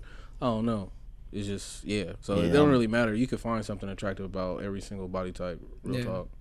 Even like, or even the athletic type. Some dudes being to the Skylar Diggins or Sydney LaRue. Women like that who are just very athletic, but yet and still. Hey, so is Brittany Renner? Is that real? Her ass? Is that real? I don't know, man. That's I like that shit. But I don't know if it's real or not. It's up for debate. These days, you don't know what's real or real fake. Or not. You don't know what's true or false. It's kind of hard to tell with her because it's like she could have been hitting the gym. Or they do the plastic surgery, then they jump into super ultra gym life to like validate it. Yeah, I don't know. Like you'll see, see like a before and after picture. It's like all these squats. I'm like, I don't think squats really make your ass that fat. Well, we know Nicki's ain't real. Who? Yeah, Nicki Minaj. Yeah, because her legs don't match her ass. We know she got elementary thighs with high school. But a lot of those pictures look very good. A lot of those pictures look great. Don't get me wrong. Kim K, a lot of them pictures look great. And there are some girls with some thick thighs that still get butt done. Get their butt done, like Stephanie Santiago. Stephanie Santiago, she out there. Is like, she could use a reduction. I was looking at her picture yesterday actually, and her thighs don't match her ass. Yeah, they don't. Well, she got defensive on one Instagram caption. It's like, when they keep saying your thighs don't match, I'm like, ooh, someone's getting defensive. Like, who cares? Yeah. If niggas still want to fly you out, niggas still want to put money in your fucking Snapchat premium account, which now that people are reporting them from getting taxed, like motherfuckers snitching on you Snapchat premium chicks and your OnlyFans chicks. Yeah, be careful out here. The feds are watching. You on Twitter talking about, hey, look at me suck some dick. That's the last people you want to play with is the IRS. The IRS is like, for word? $10 a month? All the time. New sources of income, I see. And you're making yourself like famous, so it's like you're doing that and that. So it's like there's you definitely need to pay. You gonna have that. You should have kept that in the dark web, not on Twitter. But anyway, the dark web, the deep dark web. but anyway, I just have to say, like, the women. Women are beautiful. I'm not trying to be all like, oh, this nigga, like, but women are beautiful. Y'all beautiful creatures. God made y'all a certain way, unless you believe in God. The way you guys were just created. For me, as a heterosexual cisgender male, because these days you got to really put it down specifically what you are. I just think there's a lot of room for improvement in the gym, and people don't tap into them resources. You know what I mean? I just think they want that instant, man, fuck that. Shout out to Navajo. About surgeries. They talking about all kind of shit. Like, people have this in their plans. They're talking about, I'm gonna do this, I'm gonna do that, I'm gonna pay off this debt, then I'm gonna get this surgery. Like, it's like, what? Like, you plan that? Like, why don't you just come on down to Planet Fitness? Come on down. Let's hit start 24, taking these, go to Crunch. Yeah, let's start taking these vitamins. Let's start taking these fat burners. Let's try. Shit, hit a Royal Park. Do a lap around Royal Park and do the fucking calisthenic little thing. Hit the bars and shit like that. People do everything else but actually try. So you're gonna put yourself under a knife. Yeah, that's unnatural. Risking yourself. Infection, all kinds of shit. Yes. Yeah. Your body might reject that. You throw them implants in there, your body is like, no. And tries to start, removing them itself. Yeah. The body's like, what the fuck is this foreign shit in me? Foreign shit in your body. It's like a cancer, Yeah, so, I mean, be careful. I mean, I know, like, women, they get their work done. I remember it's pressure though. Yeah, it's pressure. It's pressure to you remember, because when they scroll down Instagram, they're like, fuck, this bitch got like 1 million likes, 250 likes, and you see the niggas that you might want to be interested in liking all that shit too, and all that shit. And the Instagram shows it too. So all the male celebrities, this person liked this video, this person liked that. You see the comments, like, damn, that chick got a comment. Yeah. And then the same thing, it's a different kind of pressure. Same pressure for men. For men, this nigga's broke, or this nigga don't got shit, or this thing, So then cats is taking chances and doing things above their means. chances. Yeah. To like try to be somebody to some motherfuckers that don't give a fuck about you. Yeah. For all the dudes, I just gotta say, man, even homeless niggas pull girls. I seen a homeless couple spooning in the middle of the damn sidewalk like it's nobody's business. So you can find a chick, but I understand the type of chick that you want. Yeah. You may have to work up your way up to it, but hopefully keep it legal, And besides, man, if she ain't with you because of you, then, why even be around her? Why Pretty even much. have her be in her company? That's what you really want out of life. It's up to you. It's your life, but for me, I'd rather be with a woman that's genuinely into me, not because of whatever what she perceives me as, what I mean? Straight up. Like I'm a human being just like everyone else, everybody wants to be loved and affection and shown and appreciated and all that stuff. Yeah. So like, sometimes in life when you have something real in front of you, take it, because not everything that's perfect is real and everything that's not perfect is real. So yeah, you could blow it, and if you blow it, damn. You know what I mean? But what you call it, word to female collective on IG. She put self-care tip: unfollow every account on Instagram that makes you feel like you need to be someone else. Facts. Sounds like a good advice. Yeah. Sounds like a good advice. But sometimes I do need to put have the rock there on motivation, because he had this one picture, he was like extra swole. I'm like, all right, I'm gonna go hit up Navajo, try this new super sport club. Yeah, but it's one thing to look to people as motivation, but then to want to be them. Yeah, and I've always told females that, especially girls, I'd be like, not now, but I say that now, but like when they see like my throwbacks, or just when I used to look a certain way, they're like, oh, your body goals. I'm like, you're setting yourself up for failure, because you're never gonna look like me. Not in a and not in a like a cocky way. Not in a cocky way, but there'll be like girls that like are either taller than me or like skinny, or it's like those. That's like setting yourself up for failure, because we don't have the same genetics. You're never going to look like me, just like I'm never going to look like you. Straight up. But if you want to look to someone as motivation, that's cool, but just don't want to be that person. Yeah, there are tips and tricks to try to attain attributes like, oh, okay, I can do this or lose a certain amount of weight to get to where I have abs. I've done that. I got down to like 195 and I'm okay. Yeah, I seen it. I seen it. But I felt sick and I felt like someone can punch me and I'd fall over. And I don't ever like feeling that way. I don't ever feel like feeling that way. I remember he was actually getting compliments in the gym. We were both in the sauna. Pause. But a chick came up to him. She was like, "Oh, you slimming down." He was like, "Oh, thank you." I don't even remember this. I remember it. I remember that. We were at Imperial. Yeah, well, I got down to sexy flexy at one point in my life. Just to say that you did it. It was another challenge. Let me go in here and run these miles a day. Let me run. Now I'm over here close to 300 pounds trying to see if I can get some abs going. As a 300-pound man. As a 280 to 90 pound man, you know what I mean? So I'm in the morning off of no food. Peekaboo, peekaboo abs.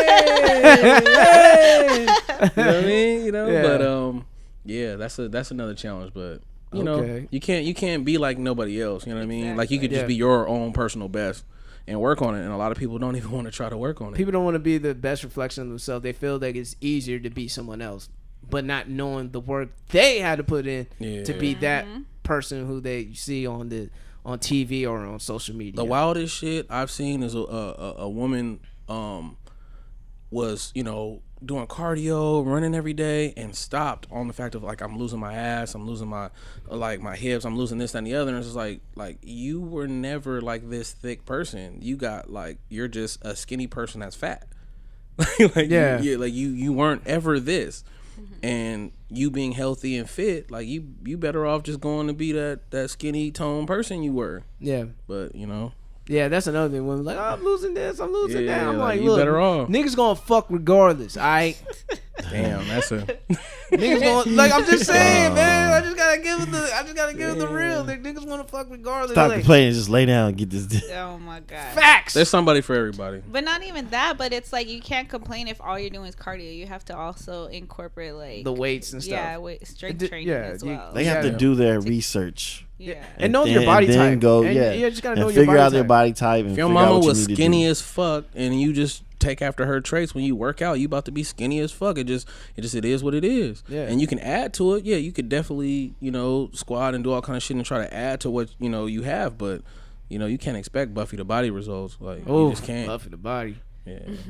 Or Kai Toy Johnson. Remember that? Yeah. Melissa Ford.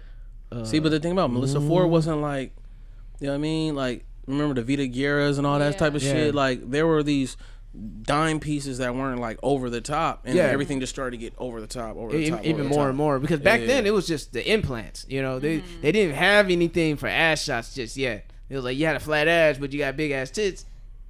Let's just you know put the angles on the tits.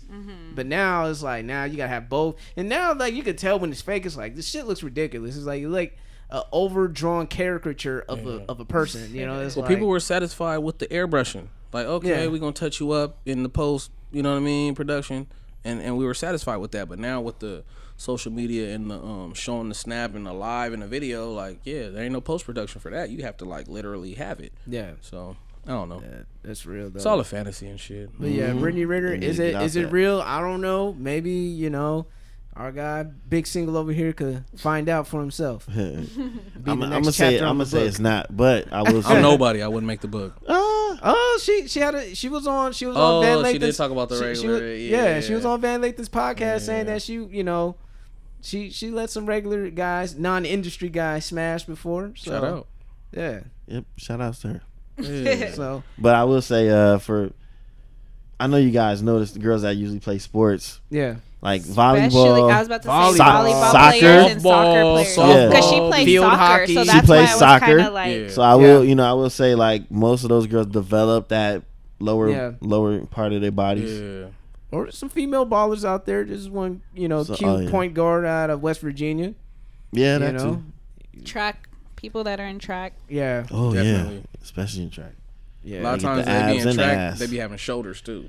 And biceps. The track girls be having them shoulders. Yeah. Yeah, man. Track girls, man. Whew, man, I heard those girls, they out there.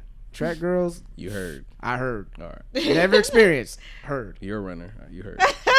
No, I was a wrestler. I know, but now you're a runner. You ran a lot. Yeah. Yeah. Wrestlers run a lot. Oh yeah, so we what had are to. we talking about? Yeah, we had So you could have ran into. Nah. One of my old teammates did run into him. That's why he lost. One his of virginity. my old teammates now. Yep. That is the truth. That is the someone truth. you know, not you. Yep. Right. Exactly. Shout out. You know, not saying names. Yeah, you Still would not know, saying you names. would know the names because it was you. It wasn't me. It wasn't me. Like Shaggy. It was in the past, allegedly, supposedly. All right, man. Just some quick topics, man. Have you guys heard about the North Sentinel tribe out there? Some guy wanted to spread the word of Jesus. Man, it's a trip. To How an them black island. people got in the middle of nowhere, but black people got everywhere. Africans that migrated Woo, that's far. for 60,000 years ago and been living there ever since. Did they go all the way under India, or did they cross India and then go? Or that's a crazy Bering Strait theory. That's a whole lot. That's a lot of mobbing. Yeah, That's definitely a lot of mobbing. But they definitely don't want to be fucked with. They don't want to be disturbed. Yeah, they shot at drones. They shot arrows at helicopters, and there's been a shipwreck over there. So they've been picking the metal from the shipwreck. Mm-hmm. So they've been using it for their arrows and their tools and all that shit too. So, but yeah, man, the dude came out there thinking that he was gonna spread the word of Christ. He broke the law in India, talking about I'm gonna go out there and spread the word of Jesus. Which, I mean, the thing is crazy. Like, don't use that. And let's say if he was just using that as a guise to go there to say this. We don't know what that. I don't know. I believe that he was doing that. Maybe he was. But like they said, like still stupid as fuck. His body probably went through a lot of sicknesses. You know what I mean? Shaking their hands could wipe them out, all of them. Because they don't know how to deal with diseases, Yeah, true. They even lived through the damn tsunami back in 2004. Yep, they didn't want no damn help. They want no help. They figured it out. I know they're saying their population is declining, and maybe that's why they're even fighting even more rigorously when motherfuckers land on their spot. So people saying like, "Oh, that's the real life Wakanda. It hasn't been conquered." Or I'm like, "Oh dude, my god, there ain't no floating cars." Right, it was like, technologically advanced. Like one, they're protected under Indian law. Two, if like a Navy SEAL team really wanted to go in there and get at not them, that many people, maybe like 2. Yeah, I believe 2 SEALs could go in there and do work. Automatic weapons, night vision, all that shit. The only advantage that the tribe will have is that the fact they know the island. They know the terrain. Yeah, they know it way better than them. They said the island's just as big as Manhattan. So okay. Well, there could be some Killmonger cat up in that. Everybody always got one. And you don't know what kind of plants are there. You don't know what kind of animals there. They probably learn how to set traps. traps. You know what I mean? Traps. Yeah, you don't know what them people got, but yeah. I don't know, a couple of them SEALs, might be able to just go through there and do work. Or might not. They might not. Or they might not even make it, homie. Might not even make it, but that's one of them things I don't want to know. That's like some Predator movie shit. You drop off somebody and see he has all the technology in the world. You drop him off to see what he can do versus all these people. Like, leave them the fuck alone, man. Leave them. Nobody. They're not doing no one no harm. They got no weapons of mass destruction. You know what I mean? They're not fucking with the global economy. Leave them alone. And word has it that they've been in contact before, like a director. I don't know if it was allegedly, supposedly, whatever.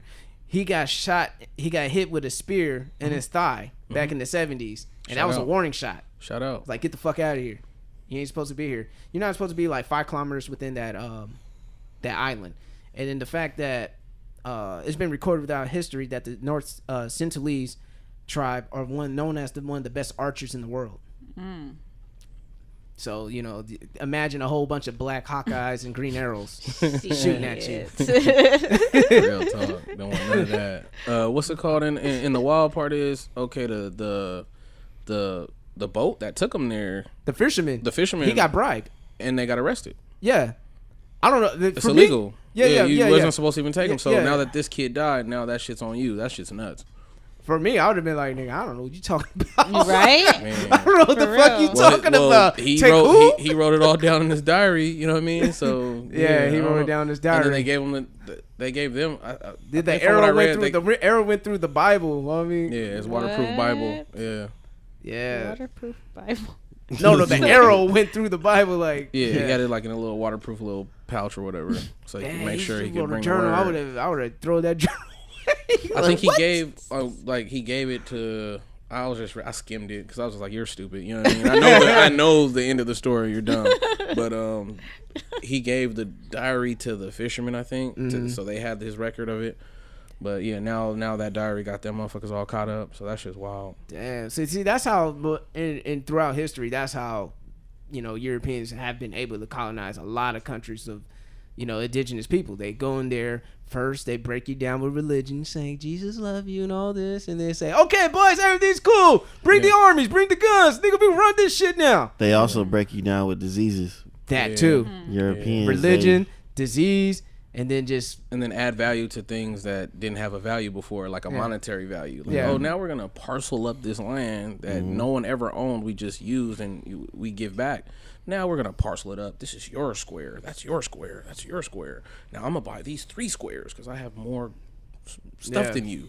That's fucking nuts. And shout out to the North Centralese. I would never go there. Never.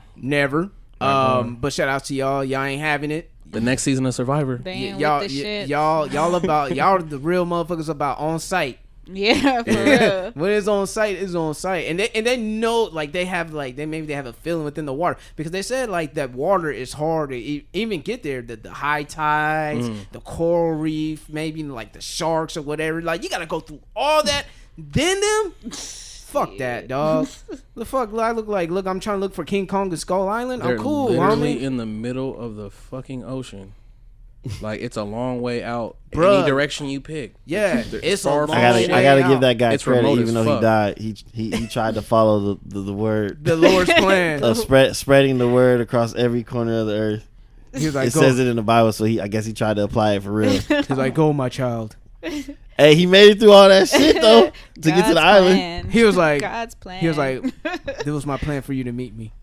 I was just saying, if you're an obedient servant. Oh my gosh. I'm just saying, the Bible does do that. Hey, actually, God's plan. Abraham, he's gonna kill your son. You're gonna do, hey, don't kill your son. I was just messing with you. I was just saying you're gonna be a loyal servant. Yeah, he probably up there chilling with God right now. Like, yeah, I appreciate you trying to go over there, man. Hey, Job. You probably should have went somewhere else. Hey, Job, I'm gonna have your brother be very jealous of you, put you in a ditch, and then find a family, and then I'm gonna have the wife lied about you having sex with her, fuck you up even some more, just to say how much you know, that you fuck with me. Yeah, I mean, if you believe that Bible, God is to the extreme. He wants you to do that, whatever that dude just did. Yeah. Risk your life on trying to like spread his word or whatever. He was like, look, my son died for me, died for all y'all sins. Do what I say. Do what I say. So are they gonna make a live action movie? It's more like how it's like, you love me, right? You love me, right? Noah made the boat for me. He listened. You want to be a loyal servant? All right then. I don't know, man. Shit, don't fuck with the tribe called death. The tribe called death. How you pronounce it? North Sentinel? Sentinelese. Yeah. Sentinelese, man. Nice. On another subject, your boy Dwight Howard out here being defensive player. Defensive player. He's all about the D. from an alleged transgender woman ousting him, saying with receipts with like old conversations that were recorded.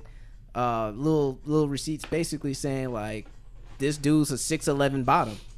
They're saying like Dwight Howard likes to be a bottom. He likes to suck. Well, he wanted to suck dick and have dick in his ass. He's been going to transgender sex parties and everything.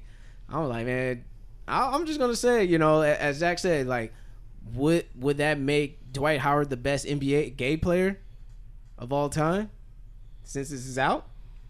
Or, and then here's that controversial topic. If you mess with a transgender woman, do you consider yourself gay? This is the reason why people draw the line is like, well, it's not the fact that he's knowing that it's a man, it's he's attracted to the womanly features of that person.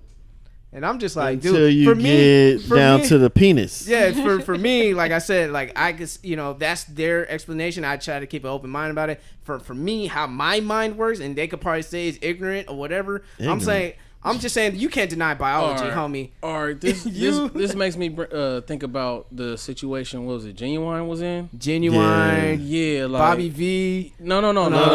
Genuine was talking to Genuine, not Bobby V.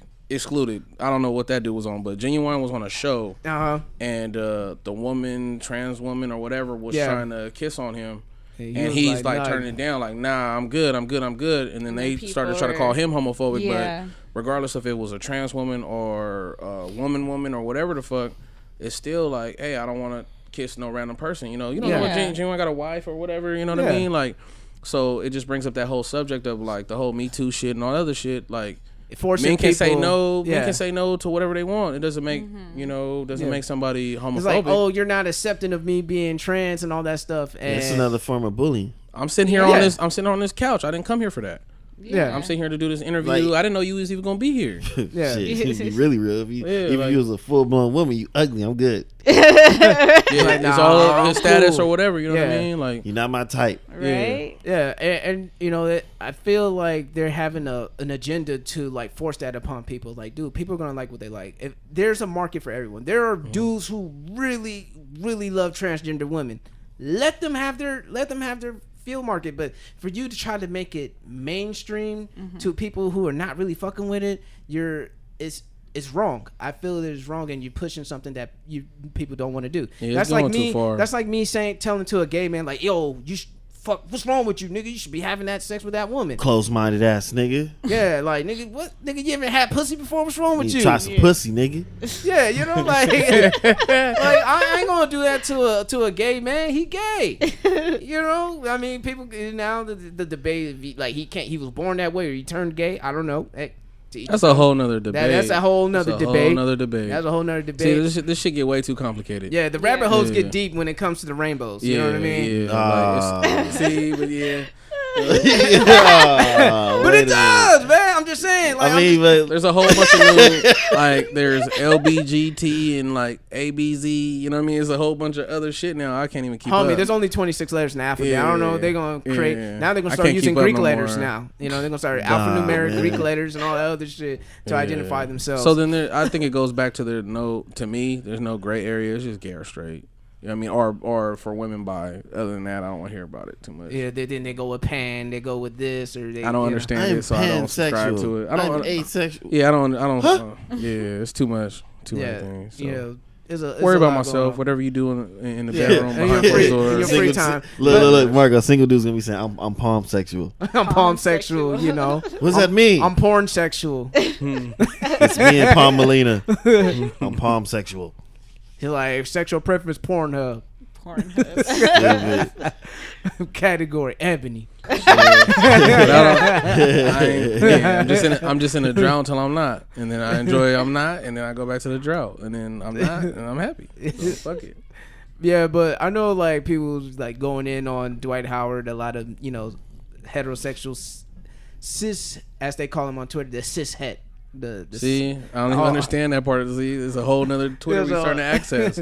And I'm just like, people just want to get their jokes off, like get your jokes off. People don't care, like, nigga gay, be gay, so what, homie? He's a 6'11" power forward turned power bottom. Who cares? Power forward. I knew it was going somewhere. Once you said power forward, I said power forward. I thought this is going somewhere. I know he's a center, but power forward and power bottom it's a better roll off the tongue, man. I know he's a center. Somewhere. He's a 5, nigga. I know he was going somewhere. I was gonna say he's a 5, and he likes to take.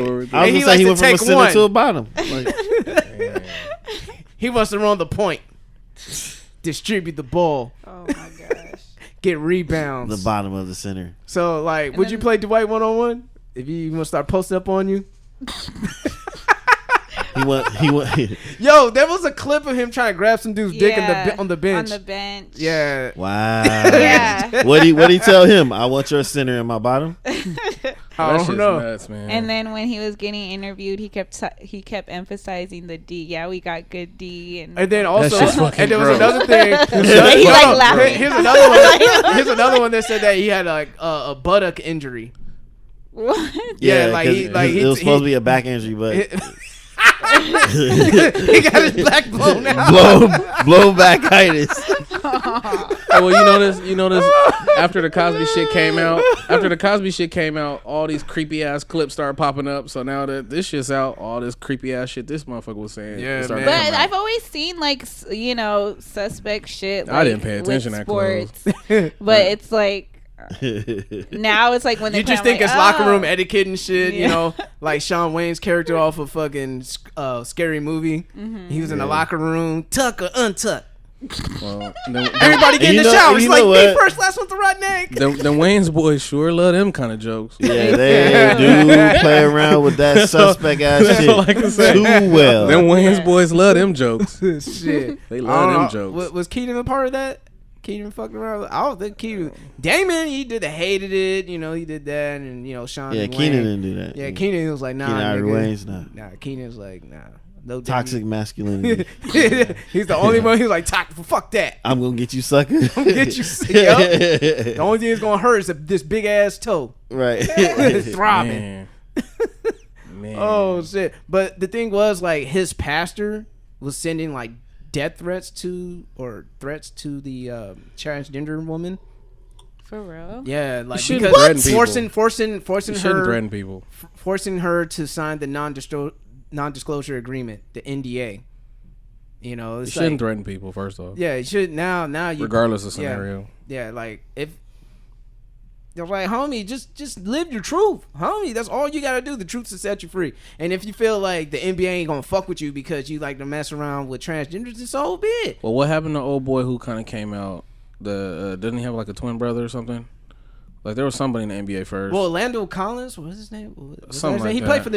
played for the Nets back when they were in New Jersey. But did he come out kind of as his career was already over? Yeah, he tried to use it. He tried to use it to hang on. Like someone needs to sign me so I could be. Yeah, I felt like that was like a little like let me stay in the league real quick. Yeah, you know. Some like or some others or like, Michael Sam in the NFL way after. Oh, okay. Tim Hardaway. Tim Hardaway? Yeah.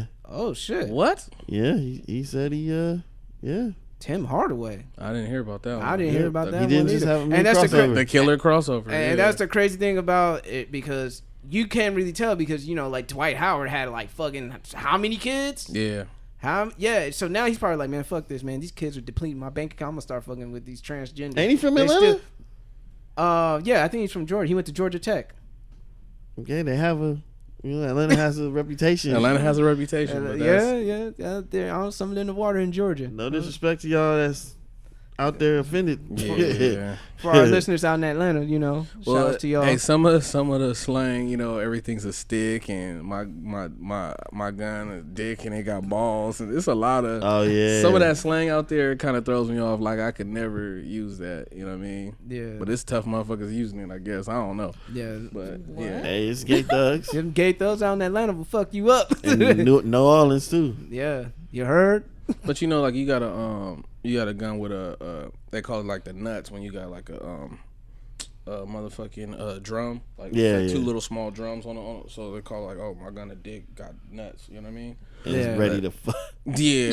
And then in lyrics they'll say, yeah, I'm gonna fuck you with it. That's just But hey, man, that's crazy. But yeah, man, do you, Dwight Howard, do whatever makes you happy. But threatening transgender women because you like transgender women is not the move. Wait, so he had his pastor do it, or he just? Yeah. His pastor was like being a goon.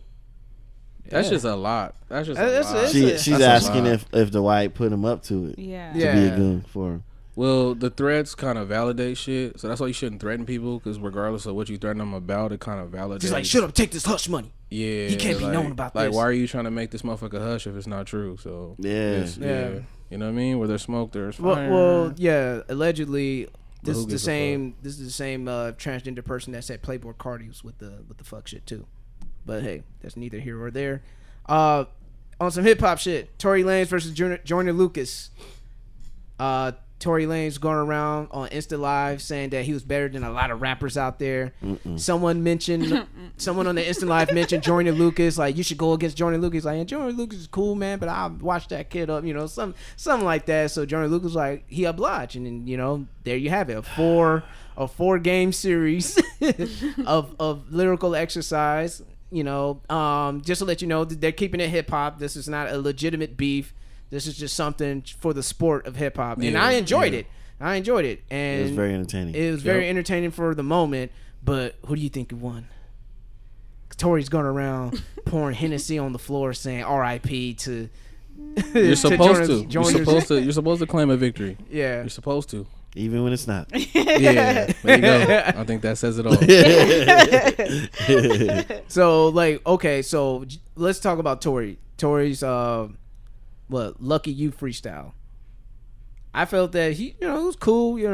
It just shows that he could just take people's style and run with it. Mm-hmm. He can rap. He could definitely rap. He's a chameleon. He can sing. He can do it all. Like, his singing voice cracks me up because it's so different from his talking voice. Yeah, you get up in that lab, you get up in that studio, you can become whoever you want. Yeah. We see that all. I feel like a lot of his voice comes from the post editing. So the mix down. You probably have to manipulate the mic or some shit when he goes live. Maybe, I don't know. Yeah. They do it with auto-tune. Quavo come out there with the effects on the mic already. Oh yeah.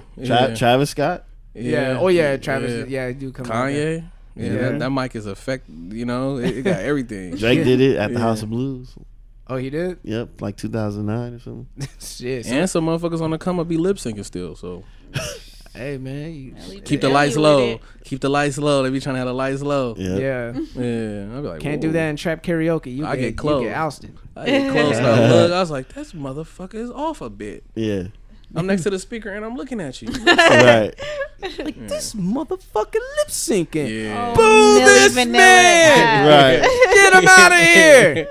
I paid $30 for this shit. Hey, well, is that lip syncing? People rap over the fucking track. Yeah. You pay that much money to go to a show. This is hella off subject, but you pay that much money to go to a show and they rapping over the track. Yeah, that's out. That's out. Man, sometimes the song be so fire, the rapper just put the mic to the crowd. They just vibe. They just I paid this much money to be here and vibe with you. Cool. Cause I'm tired, nigga. I did like 10 cities. Yeah, sometimes that's annoying to me. I'm like, no, fuck that. I want you to use the mic, nigga. I pay money. I ain't come here to perform. Yeah. Nigga, I brought my girl here with me. She wanted to see you too. I'm trying to get laid tonight. Nigga, you performing. Now it's more about floating in the air and having cars floating by. It's more about that Astroworld set is crazy. Nigga had like a mini roller coaster going all around and shit. It's getting close to Broadway. Yeah. It's getting close to Broadway. Yeah. But anyway, but he used to do that when back in the day. He used to do theater.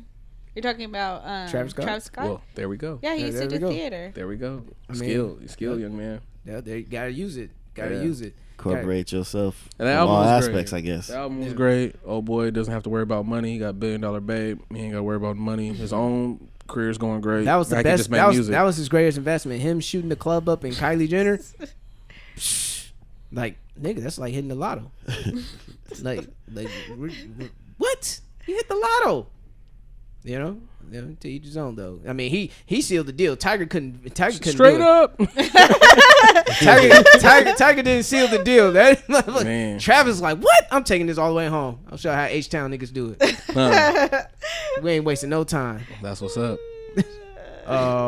But yeah, man, like Joyner Lucas and Tory Lanez, man, I enjoyed it. Tory Lanez surprised me with his reply on Leedy Again, but like I said, his cadence, his style, he's a chameleon. He could take people's styles and run with it. And I heard a lot of Kendrick-esque flow on that one. Yeah, once you said it, I started to hear it like, damn. Like, I heard it on 7. Lucky You. I heard it on Lucky You. On Lucky You? Yeah. I didn't pick it up on Lucky You, but I definitely picked it up on the Leedy Again freestyle. It's like an ignorant Kendrick. Like Kendrick would have definitely. That was Kendrick on the end of on that Black Panther. He's like, fuck your family, fuck your this, that. I was like, this nigga just took Kendrick's whole entire shit.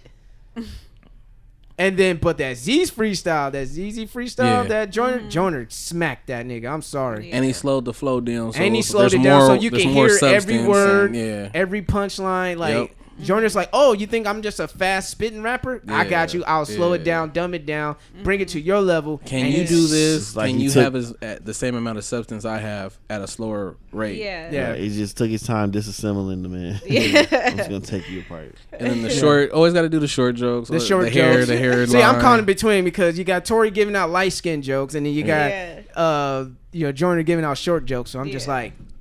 Oh fuck! Oh fuck! Hey, they left somebody out. Why did Made in Tokyo just get caught in the crossfire?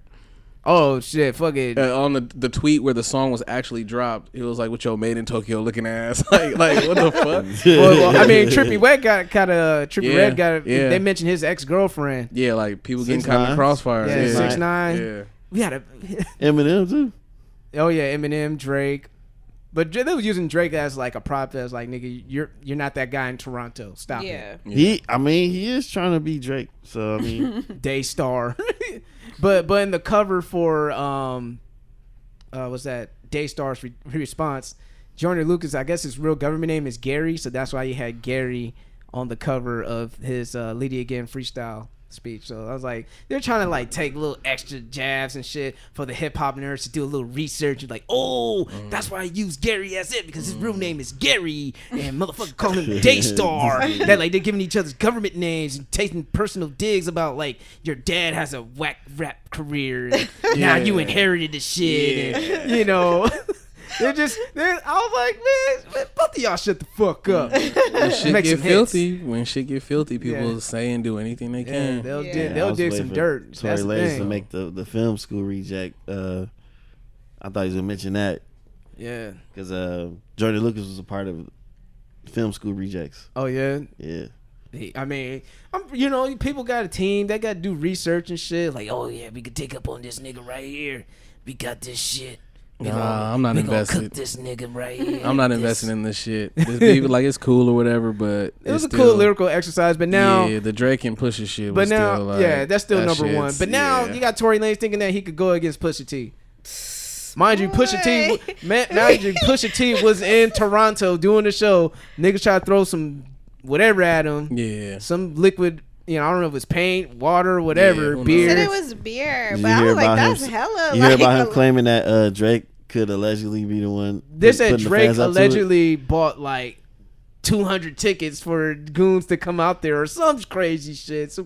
I wouldn't call that crazy. But you gotta think about it. Like, once you have a rival rapper come into a rival's hometown, you know how it is, man. It happened here in San Diego. I think people take it upon themselves. When X's was beefing with Rob Stone, they were like, nah, nigga, he can't get a motherfucking song out on me, nigga. He ain't getting a song out from us. Not in our city, because it's in that hyper masculinity world. We're like, oh, the nigga came to your hometown, did a show, got the bag and left, and nothing happened to him. You a bitch ass nigga. You a bitch ass nigga. What you gonna do about that, homie? That nigga disrespect you, And back in the day, and young kids would think like, we ain't having that shit, and that's what happened with X, and that's what they tried to do against Pusha T in Toronto. Homie got stumped the fuck out for his troubles though. So whoever that not everybody, but somebody. Not everyone involved, but that one that they got a hand on. They stomped his ass out, nigga. Like, nigga Stone Cold Mudhole stomps on the turnbuckle stomping. Nigga, I was like, God damn. Now we gotta ask this question: was it worth it? No. I mean, if Drake is paying his medical bills. But nah, man. That ain't worth it. No. And then after it was over, did you see that big ass nigga on the stage with like a 2x4? He was just holding it after, when Pusha came back out, he just holding a 2x4. I said, what the fuck? Where'd you get that from? Nigga Hacksaw Jim dug it up in this motherfucker, let him know it's America. Said, do it again. I dare you. Do it again. This is what you get. He's like, I mean, it's cool. I mean, I know you Canadians got motherfucking universal health care, so obviously you want to come up in this motherfucking. So that's cold. Drake didn't have to pay the bill. Y'all got universal health care. Made it more quick to do it, take it upon themselves. She's like, y'all okay, mate? We'll go up there. I mean, if I get stumped out, it's cool. Yeah. What type of fucking accent? Yeah. We would show up with Kennedy. That was some yodel type shit. And that wasn't Canada. I can be giving niggas wrong accents all the time. It's all good. I knew where you was going. Yeah, we gonna show with Kennedy's older boot. There you go. That's better. The first one was definitely a yodel. For sure. Oh shit! But most of them black people in Toronto are West Indians, so true. That bad things will happen to you. Bad man things. That's so funny, man. I watched this fun hood ass movie from the UK called The Intent. I don't know if you're watching it on Netflix. It's these like British gangsters and shit. They're all black. It's like a hood movie. Shit's funny though. What you call it? What's his face? Big Boy told LMA to drop her accent. Did you hear about that? He was like, "You already made it. You don't need to do your fake accent anymore." She's like, "What do you mean? Like, that's really her accent." But yeah. I think he was just joking. Yeah, he's just fucking with her. As they say, bust her balls and shit like that. All right, man. I know not everyone saw Creed 2, so we'll skip that. But Creed 2 was a fun movie to watch. Yep. Sure, I like the first one too. What about you'll like the second one? That Kevin and Nico criticism about their son Kenzo having a Cowboys and Indian themed party, and a lot of people got sensitive to it, saying that this is culturally insensitive. What's your opinion on that? How do you feel about that, Miss Nessa? That was on the docket as well. Yeah, I don't know. I mean, it's tough because it's one of those things where it's like it feels like we can't say or do anything now without it being politically incorrect. But at the same time, it's like if you are Indian, or Native American, you're going to feel, if they feel that way, then it's like, who are we to be like, man, just like how white people do it. It's like, oh, get over it. So it's just blackface. You can't tell people what to be offended by. Yeah, exactly. Definitely. But then I was reading a lot, and I was seeing that there were a lot of Native Americans that were speaking on, and there were some people that were like, "Oh, I don't care, it's cute. I feel like it's innocent. It's for the kids. It's not like they, appropriating culture or anything like that. Yeah. But there's a fine line between it. I mean, you can't use a child's birthday under the guise because you want to, especially because the child was only one. Yeah, so technically the child didn't choose it. Yeah, he ain't gonna remember shit, man. He could have had a Toy Story theme, a Lion King theme, like anything, But most when it comes to, I believe, couldn't do Toy Story because of Woody. He's a cowboy. I mean, the thing is, if they would have gone all cowboys, I don't think it would have been a problem because cowboy is like an American thing. You know? Definitely. There's the white cowboys, the black cowboys, there were the vaqueros, the Mexican cowboys. So like, that was more a universal appeal, especially that Red Dead Redemption 2 is still hot in the streets and all that shit. So like, cowboys trending. They got the Hateful Eight on Netflix. I saw a comment. Someone said, "All right, what they say? They said, all right, I'm going to have a Masters and Slaves theme on Lincoln's birthday next year." I was like, "Get your ass fucked up." Like, people are, I don't know. So yeah, it's tough. It made me think about when these college kids been dressing up in blackface and all that stuff. Oh, the Compton cookout. Yeah, I mean, I can't compare it and connect them because it's a different thing. Yeah. It's like, what is your intent for that? They're just having a birthday party. Yeah. When you grow up, I don't know. I grew up with a native homeboy at the corner in the corner of my block, and he had long hair down to his back, and motherfuckers, he's a little girl, this and the other, and the way that he would defend himself, you know what I mean, over that shit, and it just kind of like, kind of resonates with me as I got older and looking back on that, like, damn, you know what I mean? Like, he was about his shit just off of, you talking about my fucking culture. Yeah, we rock our hair, you know what I mean? Fuck it. And then even having homeboys, now as a grown man who's just like, nah, we don't do fucking Thanksgiving, you know what I mean? So when people hit me up, it's kind of bittersweet. Someone says, oh, happy Thanksgiving. I'm like, oh, same to you and yours. You know what I mean? I'm not really with it, especially as black people, kind of like, with what we've been through, like, I don't know if I could celebrate a holiday. And then on top of that, like, the NFL still, on Thanksgiving, the game they decide to have is the Redskins versus the Cowboys and all that shit. Oh, yeah, there's a theme to that as well. Yeah, like, y'all still doing this shit? Like, I don't know. Black people sit around offended by so much shit. Like, everyone else, is going to start speaking up on their shit, and we got to respect it. Yeah. Yeah, like, I'm cool, with people not wanting to celebrate and all that stuff. Like, my reason to celebrate Thanksgiving is to get with family and eat. Yeah, I call it family catch-up day. Yeah, like family gathering day or something. Link I'm up not. day. I'm not celebrating Thanksgiving thinking of the Pilgrims and the Indians and all that definitely bullshit. Definitely not. Yeah. It's mac and cheese and turkey. Cowboys and Indians. Oh, it's a football game. I'm gonna watch it. I'm not thinking like, I'm not with the bullshit that they doing. You know what I'm saying? Yeah. I'm not gonna say like, just because I like Thanksgiving to get with my peoples and stuff, meaning I'm backing. Yeah, no, definitely. What they like it for or whatever. That only becomes an issue when somebody tries to tell me you can't do that. It's wrong. Like, hey, you don't have to celebrate. I got my reasons. Definitely. Yeah. I'm doing what they're doing. They take stuff and create their reason for the holiday. I'm recreating what the fuck they did. True. That's all I'm doing. Yeah, man. And it's just a nasty history behind it. Once people know the truth, and I think, it's not for me to say I don't run education. I'm not a superintendent, but I'm just like, man, the sooner the kids know the truth, homie, the better the world is going to be. Because you keep hiding the truth from people about certain things about slavery or even just half truths. When they find it later down the line, it's going to be like, why wouldn't you just tell me the truth in the first place? Look at the heroes they choose to give us. You know what I mean? They give us certain heroes and try to, paint certain pictures because they don't want to teach us about some of the other people because, that will have a bunch of little angry black kids in school or they don't want that. They don't want to create that. And that's the biggest nightmare. We want to create pacifists. We don't want to create revolutionaries at school. So they want diplomats and not warriors. So definitely. So school is basically built to program make you program you to follow, fall in line, get in line. That's what they call TV, not to lead. You know what I mean? Radio programming. Program to get you in line. Podcast. We're not a program. We say what the fuck we want to say.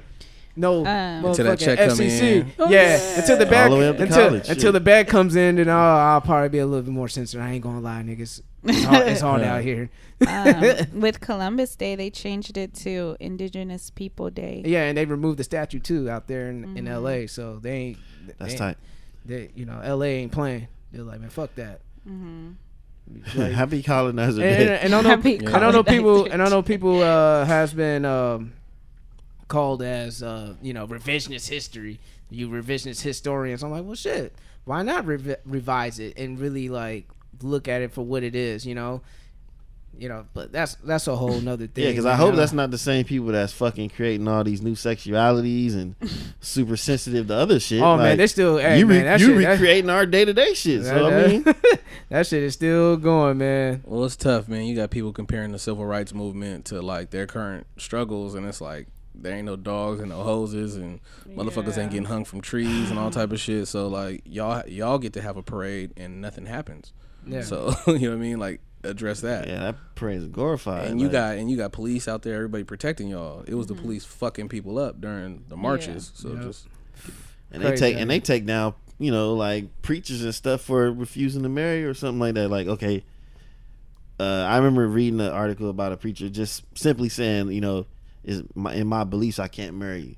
Yeah. But maybe I can find somebody that can. Yeah. And you have to do it. Yeah, they was like, okay, well, we gonna protest and get you, we gonna wipe, we gonna take your church and all that stuff. You're not gonna be preaching no more and all that. I was like, damn, some bullies, man. Hey, you go up against the wrong people. They got you coming out apologizing, all type of shit. I ain't gonna lie, man. The liberal media bias is real, and they will hang you.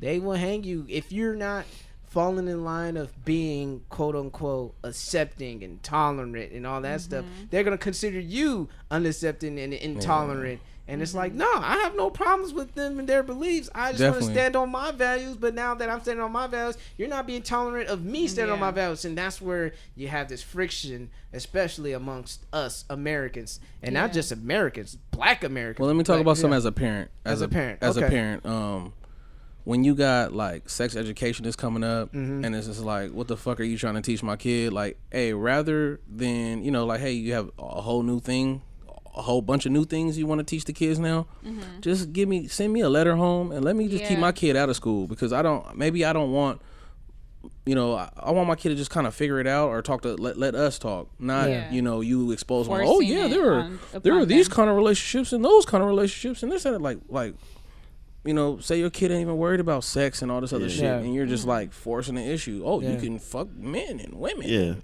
and half and that and all. Like, oh, Marcus, you can kiss boys. Yeah, it's like, okay. Yeah, let's just here touch my junk. Yeah, leave that up to parents. So they have that little separation of like church and state. Okay, separate. Teaching kids about sexuality and all that too. It's not even religion or not. It's just like leave that up to the parents. Yeah. Leave that up to the parents. Yeah. The parents. Yeah. At least give y'all the option to opt out. Like just let your kid opt out. Especially because it's new, so it's not like it's always been there. So if it's All right, so we just had a little quick pause because I guess we ran out of things we want to say. So I guess we've been here for a little minute. So we'll go ahead, shout out some parting words, man. Let's start off with Mr. M Easy over here. Shout out to Monica.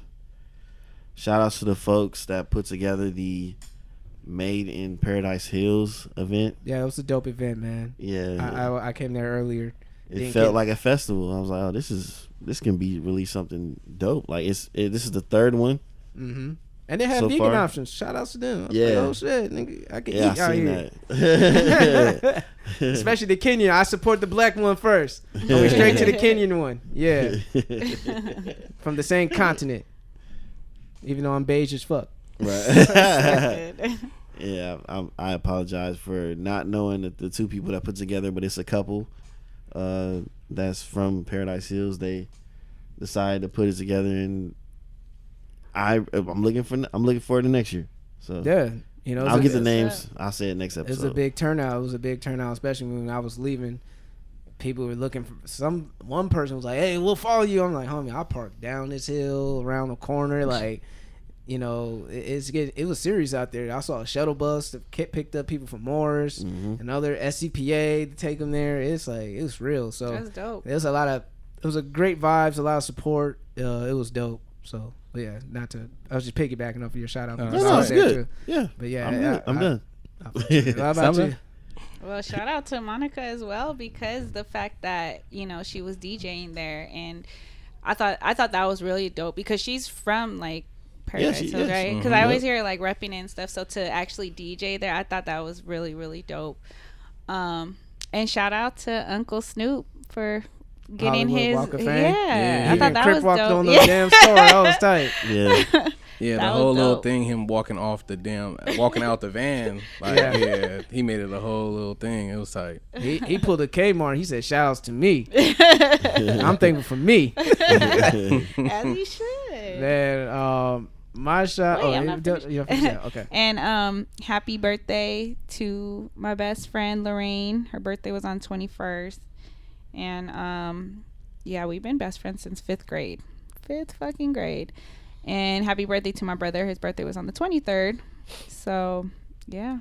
And happy birthday to my homegirl Britt, also my coworker. She's in her I think she turned 23. Oh, she young. Yeah, her Jordan years. She kept talking about. I think she's 24, right? 24, never mind. So okay, yes, she turned. She's 24. Kobe now. Yeah. All right, my shout out. Better than you did. You said what? No, because I saw her. Because I saw her Instagram. I know, but she kept, because I remember she kept saying like, "Oh, I'm in my Jordan year." So she was saying that leading up until the 24th. So that's where I got it confused. Now she's Kobe. Kobe. No, I don't want. I'm too lazy to put the damn sound. All right, man. My shout out definitely got it. First of all, I'm going to my alma mater, Morris High School, for winning that crown, bring the chip back to Southeast. So what? So what? So shout outs to Morris football, man. Them niggas had not been good since I was there. But years later, after doing it, they did the damn thing. They lost to Lincoln this year. Yes, they did. Okay, the Unity Bowl. I mean, they call it the Diamond District / Unity Bowl. That's crazy. And they lost. And they actually have. I saw pictures of them. They actually have like dinners and banquets and shit. Irrelevant. On the field, they lost. Trying to make it all peaceful. Whatever. They lost. Where it counted. Bragging rights. See you next year. We'll see y'all next year at the Unity Bowl, and that's when we're gonna make it dope. The Unity Bowl. It's the Ghetto Bowl. Yeah, It's still the Ghetto Bowl. But yeah, Morris, shout outs to you guys, Division III champions. Hope you guys get a repeat. Hashtag stay home. Let the kids in Southeast play in the Southeast neighborhoods. But these Catholic schools and these other schools are gonna come up and entice the Southeast kids to come and play for Helix or play for Christian or any other charter schools out there in San Diego. But hopefully you guys will have the wherewithal. It's like, look, man, we just did something. Lincoln and Morris did something like you haven't seen. They brought both championships, but with Division II and Division III to Southeast. That's a lot of pride. That's a lot of something to hang your hat on out there in Southeast. Southeast should be really proud. And they're rivals, right? Yeah, and they're rivals. And then they were supporting each other. And they were supporting each other because they knew it was bigger. It's bigger. It was bigger than that ghetto. But still, bragging rights. Bragging rights is still there. Yeah, you guys won. Alumni. Yeah, you guys got the 20-17 in the lead right there. So. Yeah, Lincoln, y'all good. Y'all did y'all thing too, man. Well, yeah, if everybody go home, that'll stay home. That'll be a beautiful rivalry to see with all the actual Southeast kids. Yeah, at home at their schools, and Lincoln, rebuilt the school and made a dope campus that definitely, when I was there, I would have wanted to do things and participate, and not be in them little bungalows and that janky ass motherfucking hallways and that muddy ass field we had. Yeah, so now it's all hooked up. I'm gonna tell them kids, man, don't be tagging down here. Don't be breaking this shit. You don't know what you got. You really don't know. Because they would have seen Lincoln back then. They were like, what? Yeah, you would have been recruited somewhere. You would have left to have the tight sanitaries and the headbands and all that stuff. Yeah, your ass would have been in East Lake in an instant. You see, look at the powder blue. Look at the helmets. Right. Yeah. And then for me, I finished high school in Illinois, so we had to walk from one building to the other in the snow. And they just built a bridge to connect to the other building. So I'm like, you little bastards. Happy. He's like, back in my day. I got the little cover little. The Tim's on. Are you saying that we're getting to that age now? We're saying back in my day? Yeah. Oh, it's we already there. We already there. Songs you listen to are on 92.5 now, so we're there. Damn, we're old as fuck, man. Yeah. God damn, we're washed. Well, I'm hella washed. I'm washed. Hey man, speak for yourself. I'm washed. I'll speak for myself. I'm washed. I'm washed. I'm not gonna say washed. Man, I done went and changed the filter on the vacuum, and I was happy about it. I got the new HEPA filter, and I got a new bag on this motherfucker. I was happy. Yeah, I'm happy about all type of weird stuff. I'm excited about a lot of weird shit.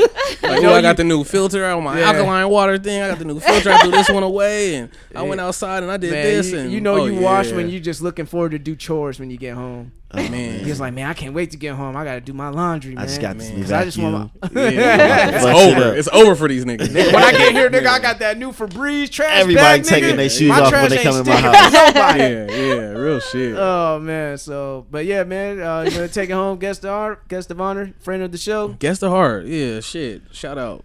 Yeah, shout out to my heart. It's big. It's a lot bigger than I thought it was. And I'm going to prove it. But what's it called? Just shout out to everybody who's been reaching out to me, showing me a lot of love and encouragement. Even after the last time I was on this show, I got a couple big hugs from people, and even grown men telling me, "Hey man, keep it going." People in my neighborhood, I'm proud of you. You know what I mean? Doing what you got to do. Man, just shout out to everyone who's giving me opportunities. People pull up and take me on trips and get me outside of my area for a minute. People who kind of remind me, my value, and remind me, hey, get back to doing what you do best and stuff like that. So I just appreciate everybody. Everybody who reached out, you know who you are. I ain't gonna start mentioning names and create, more bullshit. So that's all. They're gonna get mad like it's a top 8. Like, nigga, you didn't put me in the top 8. MySpace. Yeah. But man, so in closing, man. So if you enjoy listening to this podcast, because as much as we love making it, because we do what we love and love what we do, and if you're not being your motherfucking self, you know what I gotta say. The jig is up. And we out. Subscribe and thank you for listening.